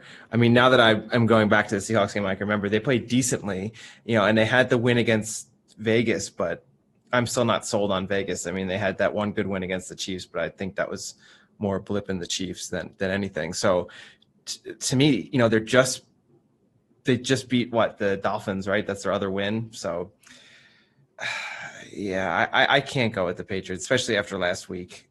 I can't pick them to be what's still a decent Niners team. I mean, they're maybe not the Niners of last year, but they're still good and they're still really well coached. So, you know, Shanahan's going to be prepped well for this, and they're coming off a nice win against the Rams. So I'll take the Niners as well. Move into the Sunday games. They're all Sunday games. Did you know? Sorry, what I would tell you, I had a meltdown there. Did you see that a couple of games have been moved for the? So the Seahawks are now the night game, and then the Bucks, Vegas are now the afternoon game. So speaking of the Bucks are the Raiders, and the Bucks are 4-point favorites. I'll be quick here. I think a little bit like Frank touched on, I don't really believe in the Raiders that much. I also don't think the Bucks are incredible, but they at least showed last week, you know, what they are capable of, and so. This is gonna fall into one of those categories in a way of kind of for me watching both teams because it will be an interesting test of where they are. But I'm going to take the Bucks to cover the spread. Yeah, this is one of these ones where it's a good matchup for the Bucks, both sides. So they have a really good run defense, and the Raiders, you know, like to have their offense started on Josh Jacobs, who's been doing really well this year. So if the Bucks can shut that down, then they can put the ball in Derek Carr's hands and force him. And I think that could be risky for the Raiders. And then on the other side, Vegas sucks against the run, and the Bucks run game has looked pretty good the past few weeks. So I think when you put those two together, I'll take the Bucks to win and to cover. Thing with the Raiders, though, they do turn up. Their two wins this season have been the Chiefs and the Saints. So they do turn up against the big teams. So it was one of the things, like the Bucks look good, but I put it down more to the Packers imploding than I do really the Bucks kind of massively looking incredible. So even though I think the Bucks will win, that kind of I was tempted by the Raiders covering, and it seemed as a close game. But again, it's similar to the Bengals one, is that 4 doesn't feel enough for me. If you were looking at maybe 5 or 6, I probably would have said Bucks win, Raiders cover. But I'm going to go Bucks win, and they cover the 4. But I think it'll be a pretty close game. So I don't think it'll be overly massive to that 4. And the Raiders have 3, so they 3 wins. They also beat the Panthers in week 1. Do you think they move this game? Or week 2, sorry. Do you think they move this game because the Bucks refuse to have another game with the unpatriotic announcers of Drew Buck and Troy Aikman? What's so funny is it. Oh man, I'm not going to get into it, but it was like some of the clickbait. Some of the clickbait on it was, like, oh, they've so disrespected, like the armed services, but they really didn't disrespect the armed services. No. They were more disrespecting the U.S. government for paying for things like Trump. that. Like kind of Trump specifically. Yeah, there was no disrespect. It wasn't like they were like, look at those idiots flying those stupid planes, those morons. They didn't say anything like that at all. No, I just said it was a waste of money. Yeah, and that's got nothing. That's not a disrespect on on the armed services, really. If anything, so right? Because I think that was one of the things that came out of it, right? Because some people were like, no, the U.S., the Army or the Air Force pays for flyovers, which I think occasionally is the case because they see it as good advertising in a way and a good way for like recruitment and raising awareness. So I do think there are moments when they do pay for those. I think this one fell into the category where it was like specifically requested to happen. So I think it was the U.S. taxpayer who was footing that bill. Yeah. The only thing I guess that really killed them, right, was how sarcastic each one of them was. Yeah. And when Aikman, then I think it was Aikman, made the comment of like, this won't be happening under Biden and Harris. That was bad. I mean, I don't think it's bad. I think it's actually an honest, truthful statement, so it's fine. But that's when it passed over from the like, what for them would have been defensible. Like, no, we were just saying like, this seems like a waste of money, to being more, it was like a political statement by them. Well, I don't think that will ever change. I don't think that's going to be their number one thing if they get into office is we've got to stop these flyovers, guys. They're killing us. But it is funny that I still don't get what the point of it is. What's the point of a flyover if there's no fans there? I've been in a game when they do the flyover, and it's really cool. Like, I think the last one was when the Giants were in the playoffs. They did it, and it's loud and it has an effect and it's neat and it kind of gets you fired up. So I can understand it in that sense. But when there's no one in the stands, what's the point of it? That would be, and that was their point. Yeah, right. Exactly. That's what they were commenting on over an empty stadium. I'll say 2 things. Fly over an empty stadium makes no sense. And 2, keep the flyover special. So use it for like playoff games in the Super Bowl. Don't have it like, oh, we have flyovers for like regular season games between non-playoff teams. Don't do that, because then when you get to the big moment, it's not like huge, right? And it's just like, have it be that special moment. Oh, I was at a game with a flyover. That must have been a cool experience. Yeah. Oh no, it was a preseason game between the Browns and the Bengals. All right. Last game. Bears at the Rams, and the Rams are 6-point favorites. The Rams are 6-point favorites? Yeah. I looked at the Rams and the games they've won, they've basically beaten the NFC East. Yeah. So in what is it? They've beaten all the teams in the NFC East. So I hardly think that's the most stellar understanding of where this Rams team are, because if you put the NFC East in front of most people, they will be beaten. So I'm not really sure how good this team is. And the thing with the Bears is that they keep having these performances. I will say that they do have one thing that the Rams are good at is putting pressure on QBs, and Foles is not a good quarterback when pressure's put on him, especially right up the gut in the middle. But I can see this being a really low-scoring, defensively led game. But I think 6 is really steep in terms of the kind of Rams being favorites. And truth be told, I'm more inclined to just lean slightly with the Bears. So I'm going to go with the Bears in this one. It's one of my surprising ones, because I had that similar problem as Eddie mentioned about I've gone with so many teams to just go with the spread and go with favoritism that there's always going to be a couple where it doesn't happen. And the more I looked at it, this was one of them. So I'm going with the Bears on this one. Yeah, I'm going to round this off. I don't want to make my pick based on having chosen too many favorites, even if statistically that's kind of the smarter move. So I think that the Rams are the considerably better team, even if I don't think the Bears are bad. So I am going to take the Rams to win, and I'm going to take the Rams to cover the spread. I think that their offensive woes will kind of end for this week, and that they'll be too explosive for the Bears. So the benchmark here is actually the New York Giants. The Rams beat the Giants 17-9. The Bears beat the Giants 17-13. So pretty close. Pretty Such close. An arbitrary bench. Right? Well, it's the only team they've both played. So, yeah, right? Have the Giants played the Niners yet? Yeah, the Giants played the Niners too. They both lost to the Niners. They both lost to the Niners. Yeah. Okay, never mind. So I'm going to go. This is tough. Surprising here is the Rams defense, statistically, points-wise, is giving up less points per game than the Bears. I would have thought that would have been the other way around. I did not think the Rams defense was that good. But again, they've played the NFC East, so how good is it? I'm going to – this is tough. I'm going to take the Bears with the points. I think 6 is a lot to give to a 5-1 team. Even if they're not that great of a 5-1 team, I think they can keep it within a touchdown. Money line – I mean, the Niners suck, and they got smoked by the Niners. So, Bears to win. We need to have a better week this week. Yeah. It's worth noting, right, in our Buck Aikman discussion, maybe just saying Frank really hates Joe Buck. Oh, and God. Frank, I think you should go and listen to the Joe Buck podcast called Daddy Issues. No, I would never listen to Joe Buck podcast. I'd rather burn my phone than have to listen to it. I want to see you try to burn your phone. Yep. Melt it. Wow. I'd rather melt my phone than melt my mind with Joe Buck's annoyingness. I really don't get the Joe Buck hatred. He's terrible. He's so arrogant. First off, he's so arrogant. He's like, oh, when I did this game, when I did that game, blah, blah, blah. He thinks he's like the world's greatest announcer for every sport that's ever existed.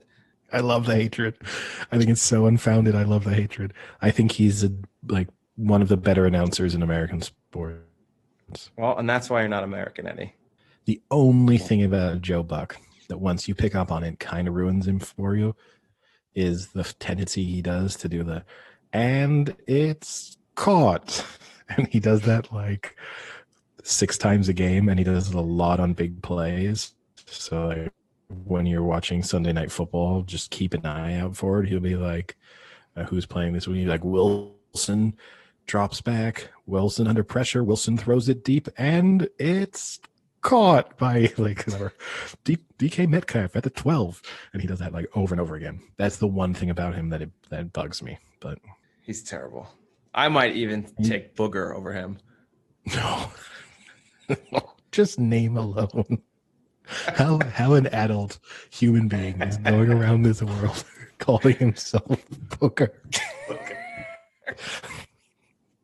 I mean, does his credit card say Booker? Oh, for sure. Now, if he's walking into a bank to like try and get a mortgage, and they're like, "Oh, nice to meet you," and he's like, "No, don't call me McFarland. You can call me Booker." Do you think his friends call him Boog for short? No, full Booger. Full Booger. It's honestly hard for me to think, and I know this plays into that like Mitchell and Webb sketch. It's hard for me to think of a worse name that like is a real name. Like obviously like Shitbrain would be a worse name, but that's not going to happen, right? Well, according to Sam, Frank would be a worse name. Sam went your name's just full bland. blown on my name last week. Look at that, Sam. You see, he hasn't recovered yet. He's still No, the he's still wound is not bitter. He's still healed. bitter Oh, and angry. that was my dad's other comment. He said, "Wait till I see Sam in person. I'll show him a Frank." I don't even know what that means. He's gonna knock your fucking ass out, Sam. No, I don't know if it's worse that he's saying that you're not really a Frank. He said, "I don't care." Yeah, no, that was an if he hosts a interesting. podcast. That was an interesting take. I think, Sam, the feedback universally has fallen into the category that your name, whilst it's not a criticism of it, is the most average name. The viewers have spoken. The listeners have spoken. Yeah, listen. The viewers are spoken to. I have a few people who watch me while we record. Who, Sam and I? Yeah. Actually, ironically, no. Yeah, But yeah, speaking of controversy, I guess, and bad names, I'm going to do one of my world famous segues here. The hot debate in the footballing world, by that I mean soccer world, has been the two proposals that were discussed or are being discussed. The first of which was this restructuring of the Premier League that would have basically labeled 6 teams as unrelegatable. I don't know how to phrase it. And that was basically came from American owners. I mean, I think it basically purely came out of the Liverpool ownership group in conjunction a little bit with the Glazers. So the Liverpool owner being the Fucking Boston LeBron. group that owns the Red Sox. LeBron has a very tiny percentage, but yeah, the Boston group that owns the Red Sox, and the Glazers who own the Tampa Bay Buccaneers, who also own Manchester United. And so the two of them together, seemingly, but mostly from the Boston group, came up with the idea to, I think they're like called the Fenway Group, something like that. But they put together this proposal where basically Manchester United and Liverpool and Manchester City and the other big teams would never be at threat of going down. And in addition to that, they kind of tried to make the deal seem more appealing by saying that they would share more money throughout the lower leagues in the football world. So that was part of it. But what they also then agreed was that teams would be able to individually negotiate their broadcasting rights. I think it was for 7 games a season. I think something like that. It was basically going to put them in a position where they were going to be in total control of the future of the Premier League. Like once they established this foothold. So real quick, by being able to control their own broadcast rights, then they could basically make like a Liverpool TV, kind of how the way like the Big Yankees, Ten and the Yankees have their own like Yes Network, yeah. And then that would clearly. So right now, everything that's televised, it gets split equally among the Premier League. Yeah, broadcasting rights are split equally. I think some of it goes into the prize pool in a way, but fundamentally the broadcasting rights are split between all the teams equally. So when they strike the New Sky deal or the BT Sports deal, that all goes throughout the league. I thought there was like a base amount, and then it's to do with how much you're actually live, so that obviously teams like Man U, Arsenal, etc. get more money, but the logic is because more people want to see them, they do give them more money. Like I thought there was like a base level. That's marginal though, right? Like the majority chunk is there for every team. The fear would be right that if you had it totally negotiable, why would anyone ever show Norwich Crystal Palace on television, for example? Yeah. And so like if you are a bottom half team until maybe the end of the season, when you could argue that like relegation 6-pointers are compelling, you'd basically have a situation where people are just going to pay big money to watch Manchester United and Arsenal and Manchester City and Liverpool play every week, and the rest of them will just be picking up scraps. Yeah. Wasn't it to do as well with the fact that the Premier League as a collective bargaining go to these countries and these television channels, and one of them was to do with that they keep not really negotiating with China that well, because obviously China basically just says we want like a very few games, we just want the big teams. But obviously the Premier League can't go to the global markets and basically say, right, we'll just give you Liverpool and Man U. It has to basically say you get like the package. And so what the Big Six were trying to do, or basically what Liverpool were trying to do, is allow them to go to their like massive fan bases in China, in like the economies in Southeast Asia, and basically sell an absolute fortune for the rights to their games. And it was a complete cash grab, and everyone saw through it really quickly.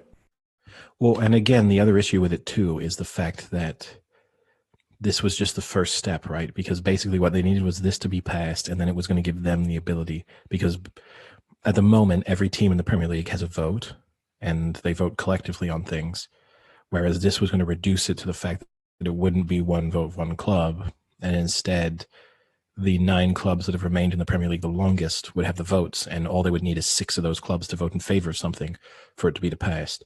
So fundamentally what they're going to be able to do is like sneak this in, not sneak in, but perhaps have acceptable terms to start off with, and then from then on go, well, actually, you know what, why do we should just be able to negotiate all of our broadcasting rights.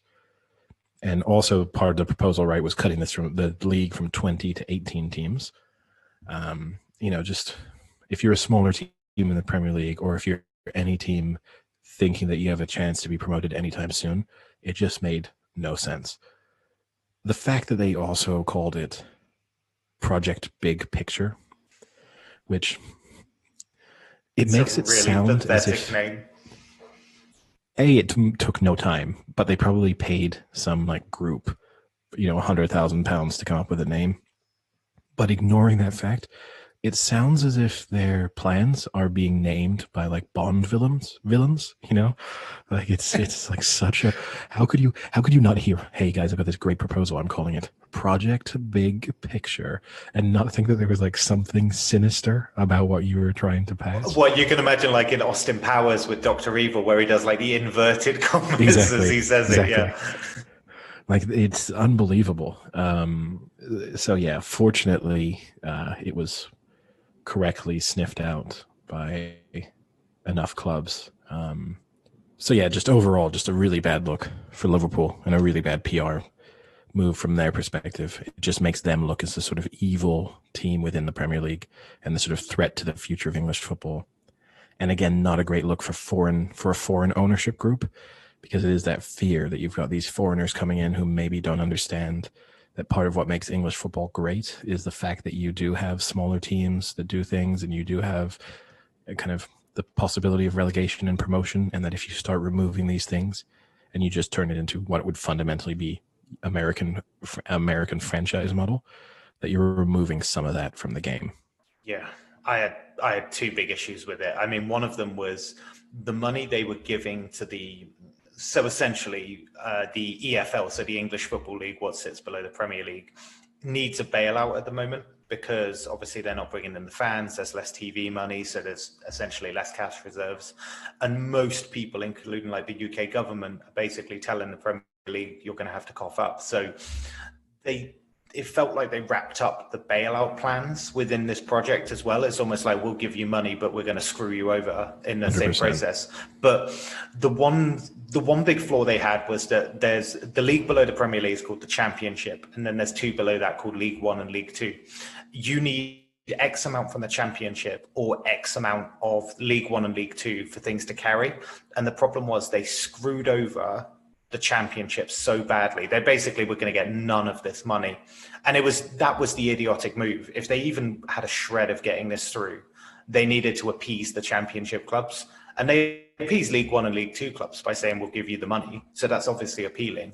But it's the Championship ones they screwed. And ultimately, that's why it wasn't going to go through. Another interesting point is that the people that have actually come out well from this are the foreign owners that didn't get on board with Liverpool. Yeah. Man U. So like Stan Kroenke at Arsenal. They reserved judgment. They saw the way the wind was blowing, and then they came out and basically said, even though, we're part of this Liverpool thing that would consider the veto and stuff like that, we're absolutely against it, because they could just throw all of the sentiment at them. And he's the guy that owns the Rams, isn't he? Kroenke. I think he owns the LA Rams. Yeah, the Rams, the Colorado Avalanche, I think the Colorado Rockies too.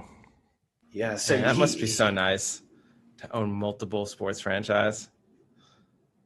It's gotta be It's so not. cool. I'll take one as a start. Yeah, I'll take a single one as well. I mean, to be fair, Kroenke at Arsenal's not overly liked, but it has come out recently that the Thomas Partey deal, which everyone's really happy about, that it actually turns out that Kroenke coughed up basically the entire amount of money, the 45 million, in order to sign him. And he had a really good debut tonight, and I think he's probably gone up in a lot of Arsenal fans' estimations from Very that. generous of him. Is a multi-billionaire. Very generous. Yeah, 45 million, like begging the club that you own, begging you for money. You kind of should start thinking about how you're banking that club anyway. In a move that potentially increases their value anyway by perhaps more than 45 million. Yeah, it was dumb. This whole thing's dumb, and if anything, it's just made me hate Liverpool more. Yeah, and I mean, put it this way, it was difficult for them to sweeten the deal for the championship anyway. I almost feel like it was strategic, where they knew there was no way championship clubs were going to be on board, because just reducing the size of the Premier League and the fact that they were going to switch to two teams being relegated and then the third team playing in a playoff meant that you were reducing the possibility. You were making the championship more competitive and the possibilities for promotion, slimmer. You were never going to have championship clubs really on board.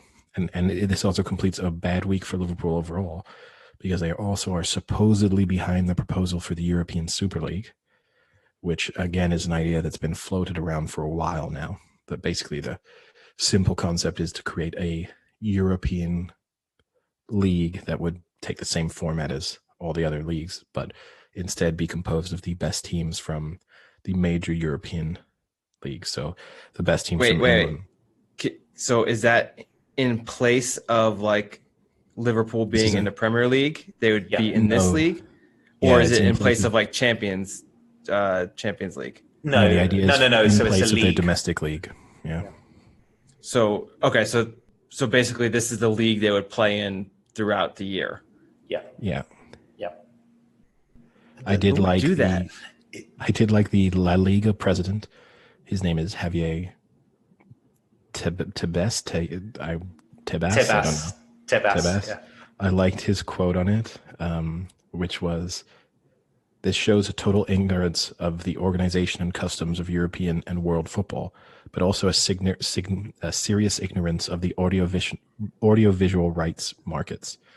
A project of this type will mean serious economic damage to the organizers themselves and to the entities that finance them, if they even exist, because they're never official. These underground projects only look good when drafted at a bar at 5 a.m. I'd like to run in the circles where my 5 a.m. bar discussions were about how to restructure European football. I feel like we may have had that. Possibly. Just with less chance of pulling it off. Yeah, Did you see the FIFA president today? Infantino came out and said, like, obviously everyone's broaching a Super League idea, and he basically came out and said, "I wouldn't want to see Liverpool in a Super League." And so a lot of people, obviously, what he's referring to is like, I would prefer them to keep in the Premier League because FIFA are completely against this European Super League idea. But obviously, it came out as just him going like, "No, I just don't want to see Liverpool at an elite level." So it's quite interesting. I mean, that's going to be the interesting one, right? Because you're always going to have clubs who are in favor. Like, I'm sure PSG are in favor because their domestic experience is so dull. So why wouldn't they want to take part in the European Super League? They're also a club that's, I think they were formed in like 1972 anyway, so they don't have a tremendous amount of history. It's very different to clubs in England that might feel like, no, do you know what? We want to be able to play, teams like Middlesbrough or Sunderland or Wolves or whoever it is who we've been playing against each other for 120 years. A little bit different. But yeah, I don't even get it though, because I feel like that's what Champions League kind of does, is it puts the best teams against each other anyway. So you're still getting to see some of that competition. I mean, granted, you're not getting to see it at a level of a whole season, and not every team's playing every team, which would be exciting maybe to see some of the matchups that might not play out in the cards for Champions League. But I mean, Champions League kind of does that decently. I mean, it's fun to watch. It's good. You get that, like cross-country rivalries going, and at the same time, you still get to play in your own league. Yeah, I mean, they're not thinking about it from the competition standpoint. Money. Yeah, I understand they're thinking from the money standpoint. And but to me, what they're not thinking about is the fact that, yeah, when you bring all these teams together, they are the elite of the elite. But once you form this league, they can all remain elite. Like, if Atletico Madrid join the league and then become the worst team in the European Super League, they're no longer in the elite of the elite. They'll suffer in the same way that, say, Crystal Palace suffer in the Premier League. You're feeding off the scraps of the big teams, just in a more direct fashion. So in the long term, you're going to be kind of in the same situation. It might take a while, but fundamentally, you're going to get back to where you started from. Yeah, and then the top 10 will want to spread. Yeah, form another top 10. Yeah, or some other team within Europe will pop up, right? Emerge in like, say, all these big teams leave, and then all of a sudden Newcastle become the dominant side in England, and then they go, okay, now we want Newcastle in the European Super League because they kind of deserve this promotion. And then the MLS is going to get really good, and then the whole league's going to be filled with MLS teams. Let's not get totally unrealistic. Yeah. Here's the thing: as part of me as a Blackburn Rovers supporter, would almost love this, because in a way it would level the playing field in the English league. If you told me that Manchester United, Manchester City, Liverpool, and say Arsenal were leaving the Premier League tomorrow, then you'd say, like, wow, there is a possibility that in the next 20 years Blackburn could win the league. Whereas as things stand, it's never I think happen. of that already.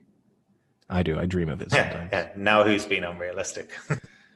It's the whole thing's dumb because it plays onto what you were saying about the elite level, is that the reason the Champions League works well is because these mega games can happen once, or like obviously when they're two-legged, twice a season, and you really look forward to it. You really hope that that's it. If you know every single year that your team is going to play every other elite team and only elite teams, it just becomes, I actually just think it would dull it. I don't think the games would be that exciting. Just look at this season. Everyone's excited because Juventus and Barcelona are in the same group in the Champions League, and it's going to be, the first time Messi and Ronaldo have played each other in the group stages. If you had a European Super League, it would be like, well, Messi and Ronaldo play each other twice a season, guaranteed every season. Oh, and Barcelona play Manchester United every season, twice a season, and Liverpool play PSG twice a season, every season. The novelty and the excitement that you get for these games, like the Champions League group stages this year, PSG Manchester United is more interesting because it doesn't happen that often. If it happened every year, it would be the equivalent of Manchester United playing Spurs, which, okay, it's a big match, but you're not sort of thrilled. You're not like, oh, Sam, 3 weeks from now it's Man United Spurs. I mean, this weekend's Chelsea Manchester United, it's not nearly as exciting as it would be if that match only took place once every 5 seasons. Oh, Eddie, speaking of which, though, you talk about the Ronaldo Messi. That won't actually happen this week because Ronaldo retested positive for COVID. So he's having to stay in his house and pose half nude in his pictures for another week and a half. He'll have to go full nude. Yeah, there's only one way to go, right? Must be the shorts. The shorts are contaminated. Well, he shaved his head. Maybe he thought COVID is actually lice, so he wanted to get rid of his hair just in case. Yeah. Did he shave his? Man, I don't know if anyone follows Ronaldo more closely than you do. You're like, it looks like he hasn't shaved his legs in at least 6 hours. He's there, like, zooming in on the photo, like pinching in on his phone. Guys, it looks like he switched from waxing to shaving. I DM'd him 10 times, but he didn't respond. Guys, it looks like he changed his underwear he's wearing. They're not holding it in as tightly. Yeah, they're not as soiled. Oh, dear. But Frank's are while he looks at the picture on both sides. Yep. But I guess that wraps up our Premier League talk. Just to throw in maybe one final sporting event worth mentioning is returning. The Six Nations comes back this weekend. Oh, yeah. Yeah. We need to start becoming a big rugby podcast. I enjoy rugby. Nothing exciting this weekend in the sense that the only match taking place is Ireland-Italy. So not exactly a thriller, and you'd expect Ireland to win comfortably. But assuming Ireland do win, it means going into the final weekend, which will be next Saturday, which will be like a super Saturday where the 3 matches take place one after the other. 3 teams will be level on points and have a chance at winning the Six Nations, depending on how results go. I was going to ask, can you give me the standings right now? England are top, and you have to assume that England will win because England play Italy in the final match. So it puts England in the strongest position in that, assuming they win with a bonus point, it's all within their hands, I believe, having not looked at the table. But I think fundamentally, if they do their job, it's over. Yeah, but if they don't have any sort of. I think they're positive on points as well compared to the other two. Yeah. So if they win their game, fundamentally they're going to score more points because they've got the worst team. Yeah. So I guess there could be a major point swing if Ireland absolutely destroy Italy, and then would need to probably do the same to France. But it looks to be in England's hands. Now, do you think it would be neat if Six Nations did a championship game at the end to decide it? Take the 2 highest teams and play one more match? No, I don't think so. I think there's really exciting. It's just so European. Like, it's just such a European thing to just win the table, to be the champion. The final games of Six Nations are usually incredibly exciting. What was it, like 5 or 6 years ago when England played France and they had to, beat the French by something like 35 points to win the Six Nations, and they absolutely creamed the French, but they only won by like 33 or something like that. The games are incredibly exciting, and sometimes the last game isn't the best, if that makes sense. Like, usually you could have an absolutely incredible game that half decides the Six Nations by the 3rd or 4th game. And I don't think anyone would want that kind of. They do it in the English rugby. They have like the Premiership, and then they have the Premiership rugby final. Essentially, I guess it's not really a Super Bowl. It's just 2 teams that were high up on the Premier League play each other in the final. I don't like it. I don't agree with this final game thing. I think the league never lies, right? And best team at the top is the winner. I mean, the only reason I say that is because kind of what Eddie's saying is that England's last match is a relatively crappy match, right? So they're gonna win, and they're gonna win off of like not a great game. You know what I mean? It's like they're winning the championship, but the match itself is kind of boring. Yeah, no, it's not. The thing I will say, I actually now looking, because I hadn't looked at the table in a while, now looking at the table, my assessment of the situation was actually a little bit off. So if Ireland win both of their remaining matches with a bonus point, they will be Six Nations champions. So you would expect them to do that against Italy, but then it's a question of them getting a bonus point win against France, which is based on the French form at times earlier on in the season, not that easy. It's in France, right? Yes. Their hatred. Did you just shit yourself when you answered that? Yes. No, I had a moment of doubting myself, and then I remembered that when I'd looked at the schedule, I'd thought, oh, it's at the Stade de France. The last time I went to the Stade de France was the France-England match just before all this pandemic kind of got underway. We 100% got the virus there. I mean, it's. But yeah, right, that's put you into some kind of zombie state there, Sam. Reminiscing, but yeah, no. So it's gonna be an interesting one. And they've at least scheduled it right. The thing that's difficult in a way, it will come down to the final match because the France-Ireland match is the last match of the day. So.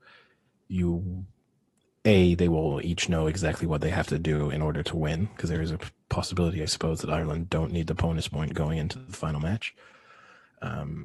But be exciting. The thing they've done really brilliantly, given the fact that we have a 9:00 curfew, is that they've scheduled the kickoff for 9:30. So that's perfect.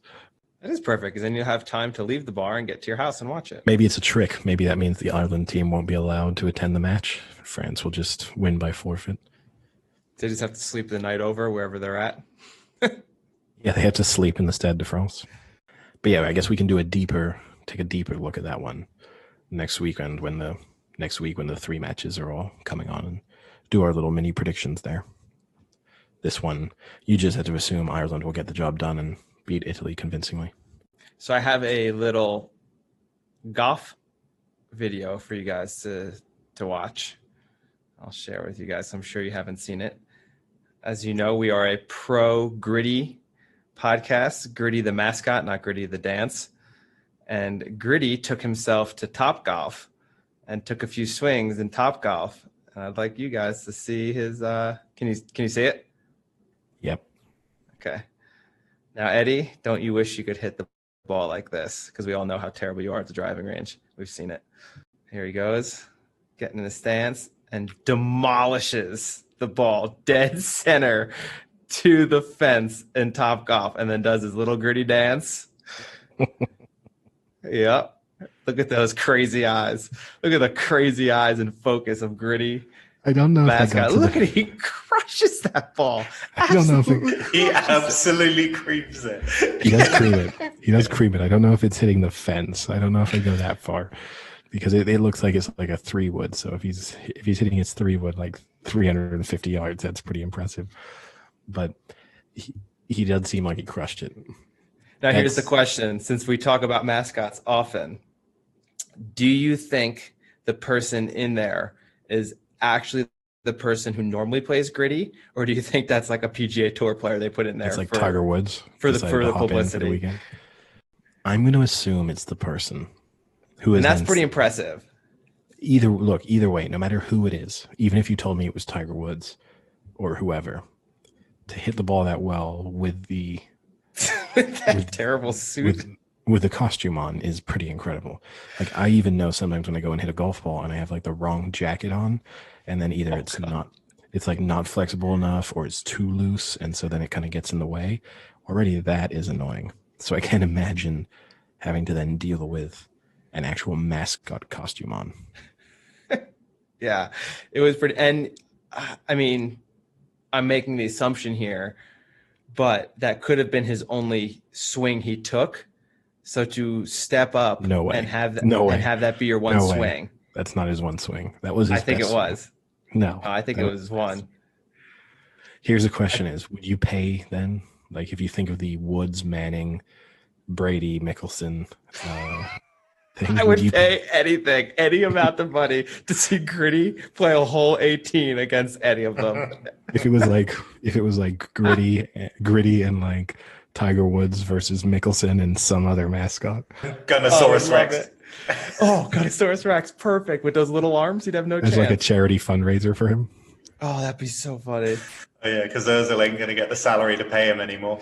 And then Tiger Woods turns away and Gritty just clocks him in the back of the head. Oh man, that would be so funny. Actually, I read another good mascot. Ooh, to bring this full circle to the Ohio. Oh God! Do you want me to tell you how that's it? I know how it goes, Eddie. I went to Penn State. I know how their stupid chant goes. All right. So Brutus is the Ohio State mascot. You know what Brutus looks like, right, Eddie? He's like it's a Greek warrior or something like that. Yeah. You know, he's like all dressed up. He's got the sword and everything. Roman, I assume, but yeah. Brutus was Roman. Roman, yeah. So they were playing Ohio. This had to be, I think it was like 10 years ago now, maybe a little more. And Ohio's mascot is the Bobcat. So Ohio's football team is nowhere near the same level as Ohio State's, and they don't play often. And this kid had always dreamed like what he would do, because he had been the mascot for the Ohio Bobcats, dressing up as like a bobcat, dreaming what he would do if they ever played Ohio State. And he came up with this plan that then came to fruition because they ended up playing Ohio State, where in Ohio State, Brutus was leading out the team with a cheerleader and a flag. And the guy dressed up in the Bobcat uniform was on the sidelines. And as Brutus went to the center of the field, he ran full steam and tried to tackle him and just like lay him out in the middle of Ohio State Stadium, which apparently, according to mascot code, is like really against the rules. You don't do that kind of stuff. But at the last second, his head started coming off. So he kind of like half backed out of the tackle, and Brutus saw it and kind of like swung him around and knocked off his head. So then the mascot was really embarrassed that he had his head knocked off. And then Brutus was like, screw it. This guy's just being an asshole or whatever. So they continued to carry the flag to the end zone. And the guy got back up, put his head back on, and chased him down full steam and jumped on Brutus's back and like brought him to the ground and started punching him from behind. And then eventually like ran away. And supposedly there were fans at the stadium that legitimately wanted to fight the mascot person for embarrassing Brutus so much. They took it so personally. It was amazing. It's like this whole story in ESPN about where they are now in their lives and stuff. It was great. Not a great look. Just for context, Sam, in case you're trying to imagine this, because you're probably thinking Brutus is like a centurion or like a Spartan warrior of some sort. Yeah, something quite, I guess, as classy as you can be as a mascot in Roman regalia. So he literally, he has a buckeye for a head, which is a type of nut. Imagine like a chestnut, a giant chestnut head. And he's wearing a red and gray striped like sweater. So there's nothing he's got physically, a helmet. There's nothing like physically intimidating about him. But the funny thing about the video, does he have a helmet? I thought he wore a little hat. I think it's a helmet. I think it's just a little baseball cap. No, I think it's a helmet. He looks like a bumblebee. But wait, he's a buckeye. The funny thing about the video is a literal nut. The University of Ohio mascot, the Bobcat, the mascot has like these really like crazy looking eyes. So in the video when you're watching the mascot run after Brutus, he's got like these bulging crazy eyes, and it makes it look so realistic that he's like this psycho mascot. Here, so if you can see, here's Brutus coming in. I'm playing the video now. There's Brutus. Here's him, and he tries to tackle him. It misses. So now Brutus is like, "What's up? What's up?" Oh, you're right. It is a hat in this one. But look, he's still chasing him down. He's still chasing him down.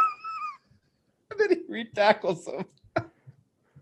He chases him for 40 yards. And then pins him to the ground. I like that also it goes on while the Ohio State players are taking a knee around him. Yeah, and then the coach comes in finally. He's like, "Get out of here, man." Which either makes it look like this is some like ritual fight that takes place before, and like the Ohio State players are like doing their job of like paying like homage to the two like fighters that are about to go into the ring.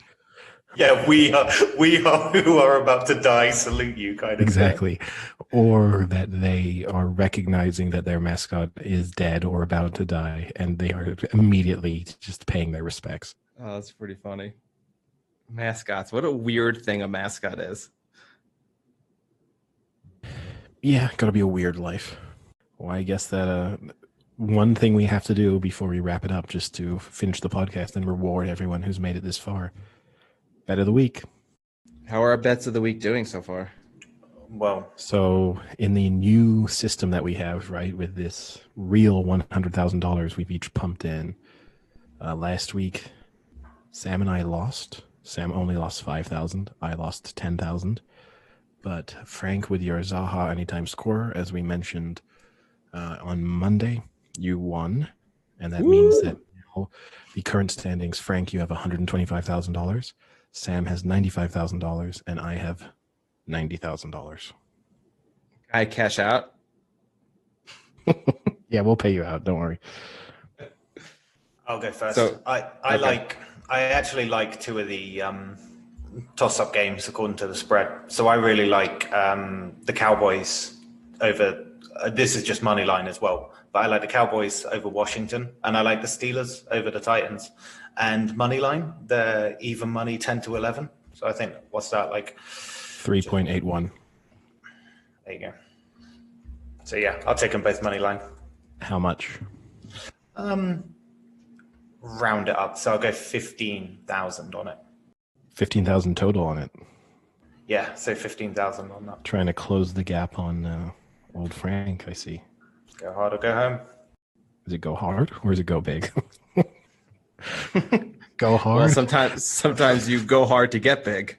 Yeah, show up hard, go home. So for me, I'm going for another accumulator here because it served me so well in the first week. I'm going to go for a fourfold moneyline NFL bet. So a four-way parlay for the Americans. I'm going to take the Buffalo Bills moneyline, the New Orleans Saints moneyline, the Cleveland Browns moneyline, and the Green Bay Packers moneyline. And that pays 3.71. And I'm going to stick another 10,000 on it.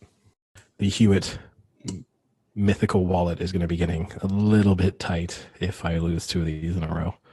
Okay, so I think the issue with you guys, you just got to keep it easy. Too much with this parlay and stuff, guys. I'm going to keep it nice and easy. This is rich coming from the guy who earlier on was recommending like 15 team teasers. I'm going to recommend an 8-fold accumulator in the Europa League. Does it count if it already won?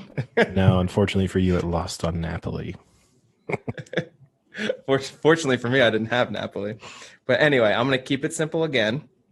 I'm going to go back to what I said in our little NFL preview, and I'm taking the Titans over in total points scored. And right now, Bet365 has that at 27 points. So I'm going the Titans over 27 points. They're going to expose that Steeler defense. And that is, for me, it's giving me American odds, which is plus 115. So I don't know what that is in fractionals. Plus 115. That means that it's over evens, right? I never know what that means. Yeah. Surely it's over or under the 27 mark. So it's going to be 10 to 11. Yeah. 11 to 10. 11 to 10, I guess, in this instance. Let's throw out 11 to 10. That works. Well, let's throw that out. Let's not care. Yep. Just give you a little bit of extra juice in case you win 2 weeks in a row. Yep. And then I will stake my winnings on it. So you're going to stake the $25,000 on it? Yep. All right. I kind of like that as a move. Not going to lie. Like what? The Titans over, it's over 27.5, right? It's, well, the way Bet365 structures it, it says under 27, exactly 27, or over 27. Okay. So it's 27. So it's 27.5. Yeah, you can't take the odds. 5. Otherwise, you're going to be on your community betting site saying like, no. No, they didn't score any points. Which is a weird thing why they would do that. Well, it's three-way betting. It hedges. It means that whatever you're doing, you're 2/3 against it technically. Oh, wait. Can I change? An Asian market. Can I change this now? To what? Because the two-way, I just noticed that was the three-way. The two-way is 25.5, and that's for even money. I'll just take that.